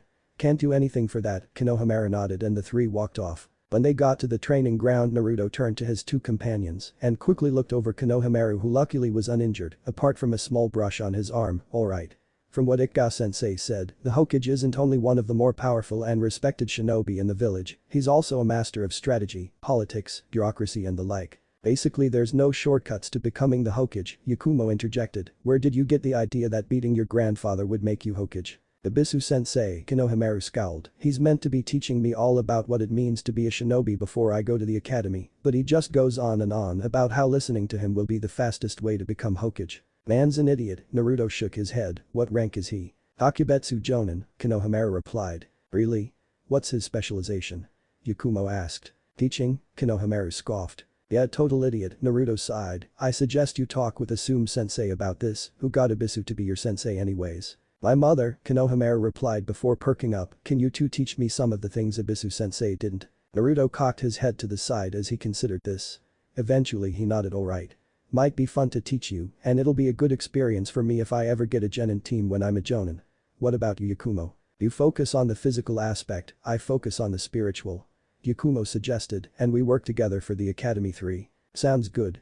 Naruto agreed. "Let's get to training." Ibisu was frantic as he looked around for the honorable grandson when an Anbu appeared and told him the Hokage wanted to see him. Making his way to the Hokage, Ibisu was worried about what the Hokage wanted. "You wanted to see me, Hokage-sama?" Ibisu asked once he stood before Hiruzen. Hiruzen let out a puff of smoke from his pipe. "Yes. Tell me, Ibisu, when was the last time you saw Konohamaru?" Ibisu tried to hide it, but sweat still dripped down his face as he adjusted his glasses. "The honorable grandson snuck out of our lesson 3 hours ago, and I have been trying to find him ever since. For your information, Ibisu, 3 shinobi attempted to kidnap him 2.5 hours ago," Hiruzen said, sending a small glare at the black-clad shinobi who gulped nervously. "Had you been doing your job properly, you would have been able to assist in his rescue. Is he alright?" "Who rescued him?" Ibisu asked, "and who in their right mind would attempt to kidnap the honorable grandson?" 3 fools who have been dismissed from their duty to Konoha," Hiruzen replied. "All 3 are related to some of the members of the civilian council who were arrested for treason, and they thought that by kidnapping Konohamaru, they could get their family members released." However, they were caught and defeated by Gen and Naruto Uzumaki and soon to be Gen and Yakumo Kurama. Why would the Uzumaki help? Ibisu asked, catching himself before he could call the Genin demon. He was already in trouble for allowing the honorable grandson to nearly be kidnapped, and he knew the Hokage was fond of the village's Yinchkriki. Apart from him not being the demon people think him to be. Hiruzen asked with a smirk as Ibisu gulped again as his previous slip-up was noticed. Naruto is the heir of the Uzumaki clan and a genin of Konoha. On top of that, he alerted an Anbu of what was happening, so the three could be taken to T&I, while bound by one of Yakumo's physical genjutsu. After that, the three went to Team 6's training ground and began teaching him things you should have told him. Such as the nature of chakra and even how to do something as simple as using cloth with the correct texture and design to hide. I have been focusing more on the theoretical side, Ibisu tried, panic slowly welling up inside. Hiruzen slammed his hands on the table as he got to his feet, and yet even much of that was incorrectly taught. I had an Anbu watch the entire thing, and now I know you are also the one who told Konohamaru that if he defeated me, he would become the Hokage. You have done nothing but fill his head with half-truths and falsehood. Were you trying to turn Konohamaru against me? Against Konoha? That was a lie. He'd used his crystal ball to watch the entire event, and before he could send an Anbu to save his grandson, Naruto and Yako had intervened. He was proud of how Naruto and Yakumo had handled the situation. Quickly and efficiently, like true shinobi. No. I would never. Ibisu tried before two Anbu appeared and grabbed his arms. Take him to Ibiki. I want to know exactly what this fool thought he was doing, Hiruzen ordered, and the two Anbu vanished along with Ibisu. Sitting back down, Hiruzen sighed. Most of the academy instructors, more than half of the civilian council, and now not only 3 more shinobi, but also a Takubetsu Jonin. He needed to find a new successor, and together the two could bring Konoha back to its prime. That's when an idea struck him and a small grin appeared. Yes. That just might work, though it was always good to have a backup plan. Jiraiya was currently in the village. It's time for one of his wayward students to return home. Hiruzen quickly summoned a monkey and asked him to summon Jiraiya before the old man wrote a letter. And now for my favorite of the Academy 3, Naruto said to a Konohamaru that was hanging on his every word, the transformation. Konohamaru groaned, that's the one I'm worst at. Why? Yakumo asked, it's the first one taught at the academy, according to Uncle and Guy Sensei. I have no idea why. Konohamaru whined, here I'll show you. Transform. The resulting transformation was bad to say the least. Konohamaru had tried to turn into Ibisu, but one of the arms was bent at an awkward angle and heavily wrinkled, while the other was enlarged and inflamed, as if he'd fallen into a patch of poison ivy. He was also bending over as if he had a bad back, and the outfit was light gray instead of black. This lasted for a few seconds before Konohamaru returned to normal. Naruto met in thought before turning to his friend, what do you think, Yakumo? I never had a problem with this jutsu, so I'm not sure. Perhaps it's his mental image. Yakumo suggested, normally the better the mental image of the person the better the transformation. His mental image of Ibisu might be tainted by how bad a teacher he is. Turning to Konohamaru, she asked, do you have any friends you're close to? Yeah. Mogi and Yuden. Apart from you two and my family, they're the only ones who call me by my name. Konohamaru said, so I should try turning into someone I know well. Yakumo nodded, it's a good place to start at least. Alright. Transform. Konohamaru called, and in a burst of smoke he was replaced with a kid of similar height with straight brown hair, large round glasses, a black zipped-up coat, blue jeans, sandals, and strangely a small bit of snot hanging out of his nose. Quickly looking himself over before cheering, showing even his voice had changed, yes. It worked. I pulled off a successful transformation. Yup. The mental image was the problem, Yakumo nodded satisfied, one question though. Why the bit of snot? Konohamaru returned to normal and shrugged, no idea. It's just there all the time. At least we now know the issue, Naruto said with a nod, one last thing. Either cut the scar short or ditch it until you're older. As it is, you'll just trip over it often enough, it'll be nothing but a hindrance. Got it, big bro? Konohamaru nodded, I wanted to wear it as it's one of the few things I have left of dad, but you're right. I do trip pretty often. Big bro? Naruto asked in shock, making Yakumo giggle a bit. You've been way more helpful than Ibisu, plus you treat me like me. Not all that honorable grandson crap, Konohamaru explained, and Naruto nodded. He'd had more than enough of being called a demon brat and the like, so he knew exactly where Konohamaru was coming from, so I've decided that you're my big bro while she's big sis. Well, I better get home. See ya. Konohamaru then took off while making sure to keep hold of the scarf with his right hand, and in his haste, he completely missed the embarrassed blushes on Naruto and Yakumo. Well, I wasn't expecting him to say that, Yakumo said as she tried to regain her composure. Naruto coughed into his hand, yeah, once more the Kitsun's laughter echoed in his mind. They were obviously finding no end of amusement in Naruto's embarrassment, so anything else you want to do? Well, uncle once mentioned that the Uzumaki clan had a summon contract, Yakumo stated, thankful that she'd regained composure with a change of topic. I was curious if you had access to it. Yeah. Mom had it stored away and I even signed it, Naruto stated. Why? Well, uncle only said that the Uzumaki clan might have a contract, Yakumo explained, he never said what it might be. Ah, Naruto stated, yeah, I can show you. Please don't spread it around though, I want to keep that as an ace up my sleeve. Not a problem, Yakumo agreed as she wondered what on earth could the Uzumaki personal summon contract be if Naruto wanted it kept a secret. Deep underground Konoha, one of the three elders, Danzo Shimura, one of the last remaining members of the Shimura clan, sat on a stone throne as he watched the latest batch of root recruits from a hidden room through a one-way mirror disguised as part of the stone wall. One of them, now called Sai, was coming along well. Still prone to showing emotion every now and then, but that would soon be corrected as this batch was set for their final conditioning next week. He was curious who would pass the trials and who would fall to the side. Sai was one he hoped would succeed as his ink jutsu was not only unique but also highly versatile, though if Sai was one of the failures that was fine too. Root already had all they needed to recreate the jutsu, and training an artist while slightly irritating would be just another step to returning Konoha to its spot as the most powerful village in the world with him at its helm. A small frown appeared on his face as he thought about Hirazen's latest actions. He applauded the steps taken with the academy as the genin who graduated were little more than cannon fodder, and the civilians, while easy to manipulate to aid in his goals, had needed to be reminded that Konoha was a military village, and as such the civilians are not and never will be in charge of Konoha. No, the problem was the Jinchuriki. Naruto needed to be trained to use the Kyuubi's power, but now he knew about his clan, something Danzo had worked hard to suppress. When Naruto made Jonin he would be free to leave Konoha to rebuild Uzushio, meaning Konoha would lose its old Biju. He was also infuriated that Root's attempt to break into his home and steal everything he had on Fuinjutsu had made little to no progress. He needed to get that knowledge so Konoha could flourish. Trying to spy on the boy when he learned his family's Tai and Kinjutsu styles had also proved fruitless. Every agent he'd sent had returned with only the faintest of memories of the event, even though they knew they'd watched the entire training session. He was beginning to both admire and despise the Uzumaki's skills in Fuinjutsu more than he did previously. Behind Danzo in the shadows stood one of the man's personal bodyguards, Torinabirum, his black mask hiding his narrowed eyes, while his mouth didn't move a muscle to show his utter disdain for the man who had essentially blackmailed him into joining the organization. His hive, which consisted of a Kakachu subspecies known as Rinkachk, shared his disdain for the man who threatened the hive, and if there was one thing to remember about the Kakachu is that you never threaten the hive. He just had to be patient and the opportunity to be free would present itself. He just hoped his friend and fellow bodyguard Fuyamanaka would join him. In the forest on the edge of the land of fire and land of grass, two red-haired girls were running for their lives, a couple of Megacornutin hot on their heels. One of the girls was a little over 12 years old, had brown glasses, red eyes, and wore a short brown coat over a black shirt, light green pants, black shinobi sandals, her red hair going down to her shoulders. The other girl was older, about 16 or 17, wearing a tan short-sleeved tunic over a black one-piece outfit, black arm warmers, leg warmers that ended just below her knees, and standard black shinobi sandals.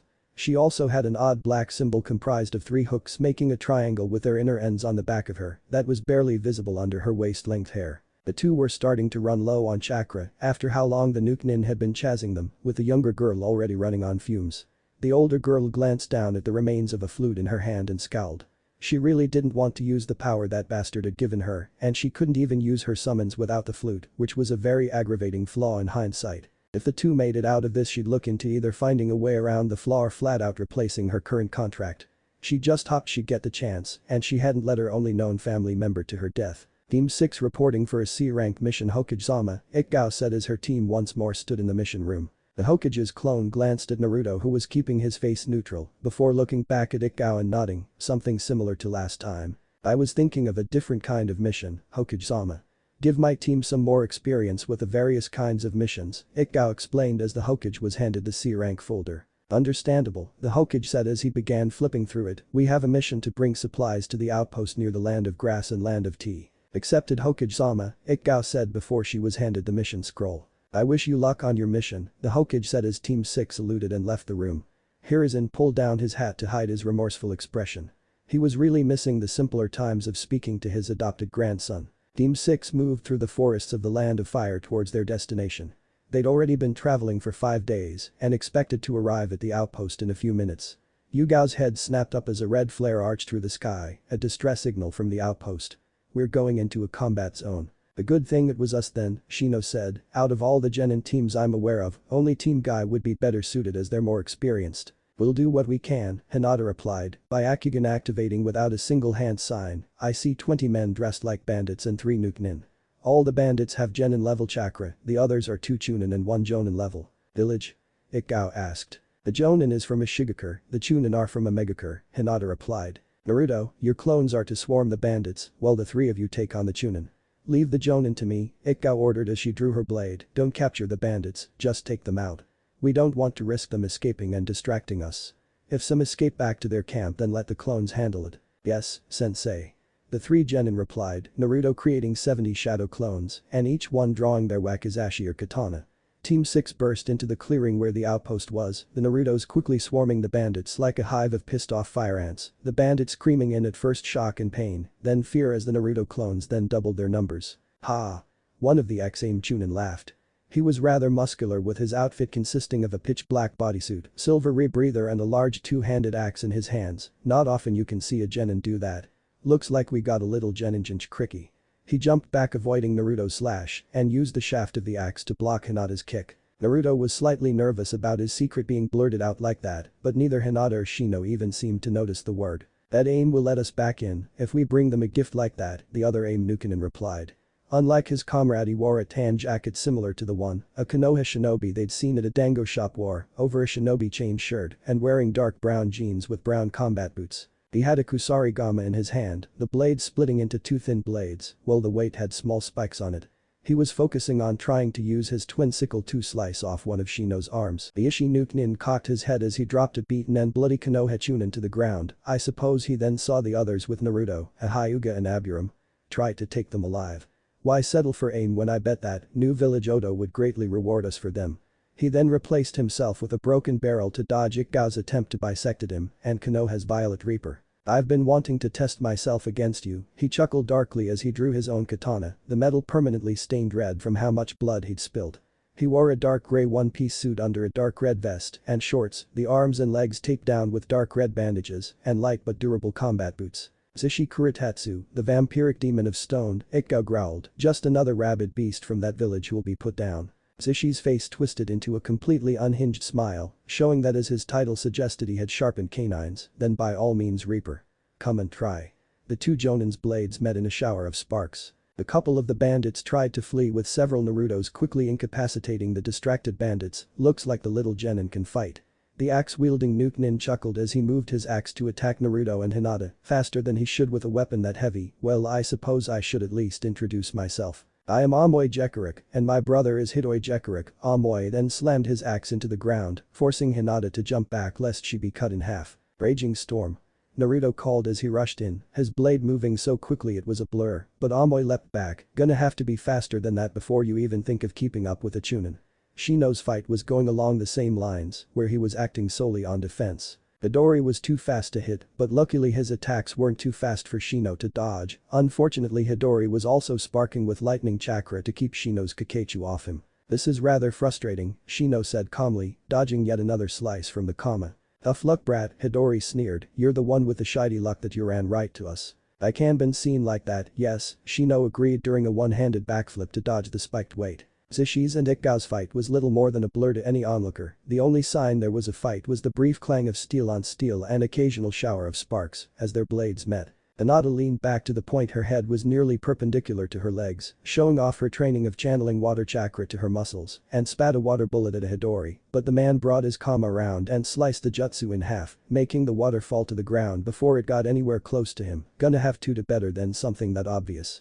Hidori cackled. "Team. Weights off."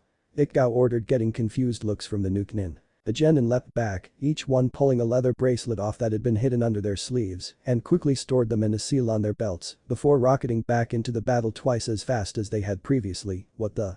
Amoy gasped as Hinata slammed her knee into his gut, sending ripples of chakra out damaging his core muscles. "Gah.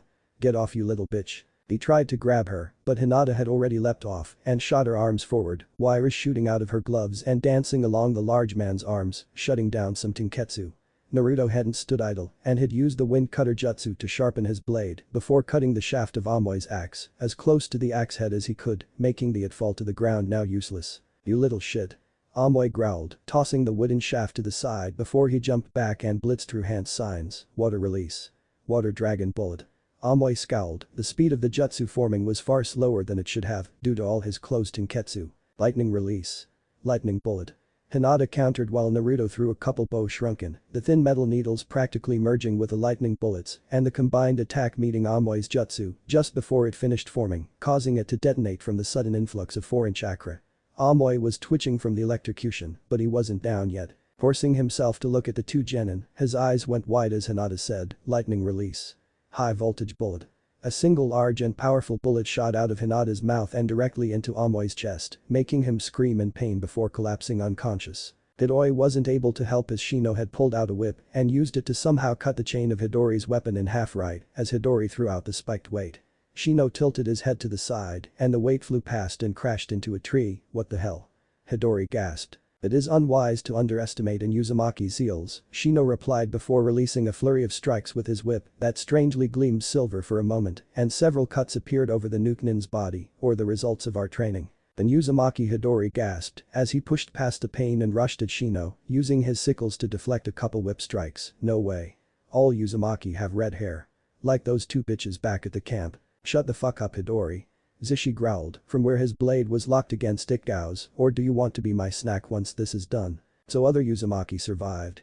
Good to know, Ikgao smirked, and from what little I know of your bloodline, your power boost from draining my comrades' blood is going to fade in a couple moments. Don't underestimate me you bitch. Zishi roared as he jumped back, pulling a vial of blood from a hidden seal which he quickly gulped out, his chakra flaring up for a moment. Zishi rushed forward, the edge of his sword growing a rough coating of diamond-like ridges, each one incredibly sharp. Die. Ikgao smirked before she released her own restraints, though unlike the ones her genin had, Ikgao's could be released simply by focusing her chakra correctly. Ikgao then vanished, making Zishi stumble forward slightly from the force of his downward attack, his eyes going wide moments before his head was removed from his shoulders, his last look of shock never leaving his face. Boss. Hidori gasped. He then scowled and threw down a flashbang and retreated while everyone was distracted. Once everyone could see Ikgao scowled slightly but went to check and confirm that luckily her comrades were alive. Badly beaten and near the cusp of being unable to be healed but alive. After putting them in stasis scrolls, she turned and looked at Shino, one of my Kakechu is on the target and I can track the pheromones. She nodded, Naruto I know you don't want to show it off yet, but on it, he replied, pulling out a scroll, quickly wrote down that the outpost had been attacked and by whom. Once done he bit his thumb making it bleed before going through hand signs, summoning jutsu. In a puff of smoke a small purple serpent-like being with feathery wings and reptilian face appeared, its two arms ending in three-fingered claws. How can I assist? The small being said as it looked up at Naruto. Gamori, please take this to the Hokage, Naruto said, handing the small being the letter, as quickly as you can please. This as well, Ikgao said as she handed over the stasis scroll with the injured Konoha shinobi, these three need to get to the hospital ASAP. Will do. The being said and vanished. Naruto stood up, what now sensei? We go after Hidori, she replied, there are two Uzumaki at their camp. We're going not only to take out this Nukenin, but also save your family. The four then turned and dashed into the woods after the fleeing Nukenin, while Naruto's clones kept the few captured bandits in check. Hiruzen was working on paperwork before there was a puff of smoke and a small being appeared. One that startled him so much he dropped his pen, sorry about that, the small creature said, Naruto has a message for you. And his sensei also gave me this stasis scroll. I don't know what happened, but she said these three need to get to the hospital ASAP. No need to apologize, Hiruzen said as he took the message while an Anbu in a bear mask appeared and took the stasis scroll heading to the shinobi hospital. It has just been many years since I have seen you Komori. I wasn't sure if Naruto had signed his family's summon contract yet, opening the scroll Hiruzen quickly read it, lizard, an Anbu phased out of the wall, send a squad of Anbu to the outpost that Team 6 went to. It was attacked and needs to be repaired and staffed. Make sure Tenzo is on the squad. I will send replacements to man the outpost soon. The Anbu vanished as Hiruzen wondered if the Uzumaki luck with C ranks was rearing its ugly head. As he went back to work, he wondered what else this mission would reveal and if any future C ranks Naruto went on would rival the madness that some of Kushina's missions had brought. Team 6 rushed through the forest and were soon upon the bandit camp, where Hidori had what few minions left scrambling to pack as much as they could before abandoning the place. Shino withdrew a blowpipe and a silvery Kakechu climbed in before Shino brought the pipe to his lips, took aim at the only bandit not scrambling around as he seemed to be guarding a large tent and with a soft noise, shot the Kakechu at the bandit, it gaining a slight sheen mid-flight before going right through the bandit's neck. As the bandit went down clutching at the wound, the four Konoha shinobi burst out of the trees. Shino's arms now coated in a green chitinous armor, and Naruto's blade now coated with water chakra, while two wires extended from each of Hinata's gloves. The camp quickly fell to the onslaught. "Naruto and I will check the guarded tent," Ikao said once all the bandits and Hidori were captured or killed. "Hinata, Shino, start looking through everything you can find. See if the Nukenin were working for anyone." "Yes, sensei." The two said and split up, Hinata's Byakugan still active and Shino's Kakashi aiding his search. Naruto and his sensei paused before the tent with Naruto taking a short breath before pushing the tent flap to the side. Inside were two red-haired girls tied up and gagged, the younger one trying to hide behind the older one. Ikao stood to the side as she was curious how Naruto would handle it. Naruto slowly approached. "Don't worry, those assholes are dead. I'm Naruto Uzumaki." Here the two girls' eyes went wide, but the older one also had a questioning look in her eyes. "Yeah. No idea why my hair's blonde. My mother was Kushina Uzumaki," Naruto explained as he cut the two free. "Who Kushina?" The younger girl coughed, throat a bit dry from not having water for a couple days. Naruto unsealed a bottle of water and gave it to her. "Mother said she was the head of the clan. We would have left Kusa to join Konoha, but they wouldn't let us. Then those bastards worked her to death." The older girl growled, eyes blazing. "If you're our new clan head, you better not take that lying down." Naruto's eyes narrowed. "Trust me. I won't. I might not be able to do anything since I'm still a genin, but I bet the Hokage could." A gleam appeared in his eyes, one that both female Uzumaki recognized. That was the look of an Uzumaki who was planning something that would give others a major headache. "The old man does owe me at least one favor for lying to me for years." "Fucking hell. You've got some kind of weight over the Hokage," the older girl laughed. "Looks like I made the right choice leaving that bastard Orochimaru's forces." "You'll have to explain that later," Ikao said sternly. Yeah, the teen said, waving a nonchalant hand, already planning on it, "So cool your tits." "Taiya." The girl around Naruto's age gasped. "Chill out, Karen," Taiya replied as she got up and stretched. Now that feeling had returned to her limbs. "That's tame compared to what I told that fattest Yorobo every time he said something that pissed me off, which was every time he opened his mouth." Naruto snorted. "I can't wait to introduce you to Sakura, Sasu Kaniji. I'll have to get a betting pool up just for which one loses their temper first." Ikao face palmed at that. "They that bad?" Taiya smirked. "Make sure I get a cut of the profits." Ikao shook her head with an amused smile. She was glad her student had found family and they seemed to be bonding well.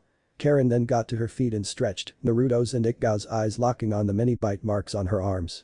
Taiya noticed it and scowled. "Yeah.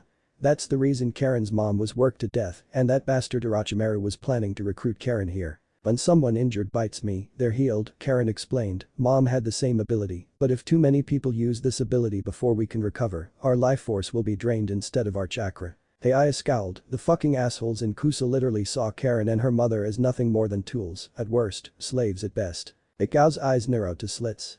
Just the fact Kusa didn't tell Konoha there were Uzumaki there broke the treaty the two villages had, but working an Uzumaki to death like that, oh, I am so setting the old man on them, Naruto growled, his eyes flashing red as even the Kitsun was pissed and informing him that Kusa now owes the Uzumaki clan a blood debt. Ikao's, Karen's and Taiya's eyes went wide. Blood debts between shinobi was a big deal due to not only how rare they were, but also the fact that entire wars had been started over someone ignoring a blood debt. Seeing the shocked expressions, Naruto smirked. "What? Ikao-sensei told me I was the clan heir and I had access to my mom's books and scrolled on politics and the various treaties the Uzumaki had. I spammed shadow clones every night for a couple weeks till I memorized most of it. Which was both boring as fuck on top of being a pain in the ass, by the way." Taiya snorted. "Oh, I just wish I could see the looks on those assholes' faces when they learn that they owe a blood debt to a genin." She then let out cackles that made Ikao realize this girl would get along with Anko Midarashi. Once Konoha's snake mistress calmed down to listen to the Uzumaki's story and she didn't know if that was a good or bad thing. Hinata then called out, "Senesi. I found something you should see." Ikao and the three Uzumaki then left the tent, with Hinata handing a scroll to Ikao. "I'm pretty sure that was in Zishi's tent, it wasn't a pretty sight in there." "I bet and I'm sorry you had to see whatever was in there," Ikao said as she looked over the scroll. A frown appeared on her face, so that's why Zishi wanted to join Odo instead. Orochimaru's in charge of it and was promising Zishi all the prey the man could want if he helped Orochimaru. "Sounds like something that snake bastard would do," Taiya scoffed. "Doesn't mean he'll follow his side of the deal." "What did he promise you?" Ikao asked. "That he wouldn't target any other Uzumaki," Taiya scowled. "I knew his reputation and figured by offering myself up for his experiments, he'd leave any other members of my family alone. The moment he set his eyes on Karen due to her healing ability, I left, though I did make sure to leave a parting gift." "And that would be?" Shino asked as he adjusted his glasses. As many fucking explosion tags I could get my hands on going off, mixed with letting my summons run around the base in a blind rampage, Taiya smirked, the Doki are incredibly difficult to defeat due to how damn resilient they are. Downside they're only able to be controlled by music played by their summoner. So if you simply summon them and leave they are completely uncontrollable, Shino stated, clever. Thanks, Taiya smirked though it quickly changed to a scowl, though my flute's broken, so I couldn't even use them to hold off those aim fuckers without the risk of them turning on me and Karen. I'm most likely just going to replace that contract. The Doki are useful, but with the asshole that is hindsight at work far too much of a double-edged sword. Naruto, have your clones seal up as much of what Shino and Hinata found as possible, while the 6 of us return to the outpost and do what we can to get it back in working order, Ikao ordered. Karen, Taya, you two don't have to help us repair the place, but it would be appreciated. AI rolled a shoulder, might as well. Might help my muscles feel less stiff. I'll help too, Karen said, I don't want to be the only one doing nothing and feel useless. After making a dozen clones which quickly went to work, Team 6 along with Taiya and Karen walked back to the outpost. Along the way Taiya glanced at Ikao, guessing you're the one who put that fuckwit Zishi down. Getting a nod, Taiya smirked, wish I was there to see it. Please tell me he had an appropriate oh shit face. Hinata giggled, he did. Zishi had just downed a vial of blood for some reason and charged at Sensei, only for her to vanish before decapitating him. Taiya burst out laughing, oh I really wish I'd seen that. The creepy bastard kept making comments at what our blood would taste like. And that was some of the tamer shit he said. But the 6 of them working together they were able to do some minor repairs to the outpost, Naruto sending out more clones to keep watch, so they'd have a warning if they had any more unfriendly days later. A group of 6 Anbu turned up to take over and repair the outpost until a new group of Chunin could take over. Once the group returned to Konoha and gave their report along with everything they'd found at the Newtonins camp, save for a summoning contract Hinata was allowed to keep. When they got to the part about Karen though, here's inside, thank you for your hard work everyone, but as Karen is a Kusa shinobi. Don't pull that crap old man, Naruto growled, the Uzumaki clan will not allow another of our ranks being worked to death by Kusa, draining one of our family's life force, until they died by being treated as a slave, Hiruzen blanched. Slavery was illegal in the land of fire, and Naruto was right. As clan heir he had a right to demand Karen's protection. Kusa also broke the treaty with both Konoha and Uzushio by not only not telling Konoha about any Uzumaki refugee, but also by killing an Uzumaki in their care. As such, when you contact them about this, make sure to let them know that the Uzumaki clan heir demands a blood debt from them. Hiruzen visibly blanched and went pale at that. He hadn't heard of a shinobi clan calling for a blood debt since before the Second Shinobi War. Ikao kept her face blank, Hinata and Karen looked a little uneasy, Shino had his face hidden so was impossible to read, but the low buzzing coming from him was a sigh of his own unease at the situation. Taiya had a vicious smirk at the thought of the bastards who killed a member of her family, having karma come and visit, and Naruto stood there, eyes locked on Hiruzen, practically daring the old man to deny something that was his right as clan heir. I understand, Hiruzen said, unable to hide his surprise or worry, I will be sure to add that in my letter, which will be sent directly to the Kusa daimyo.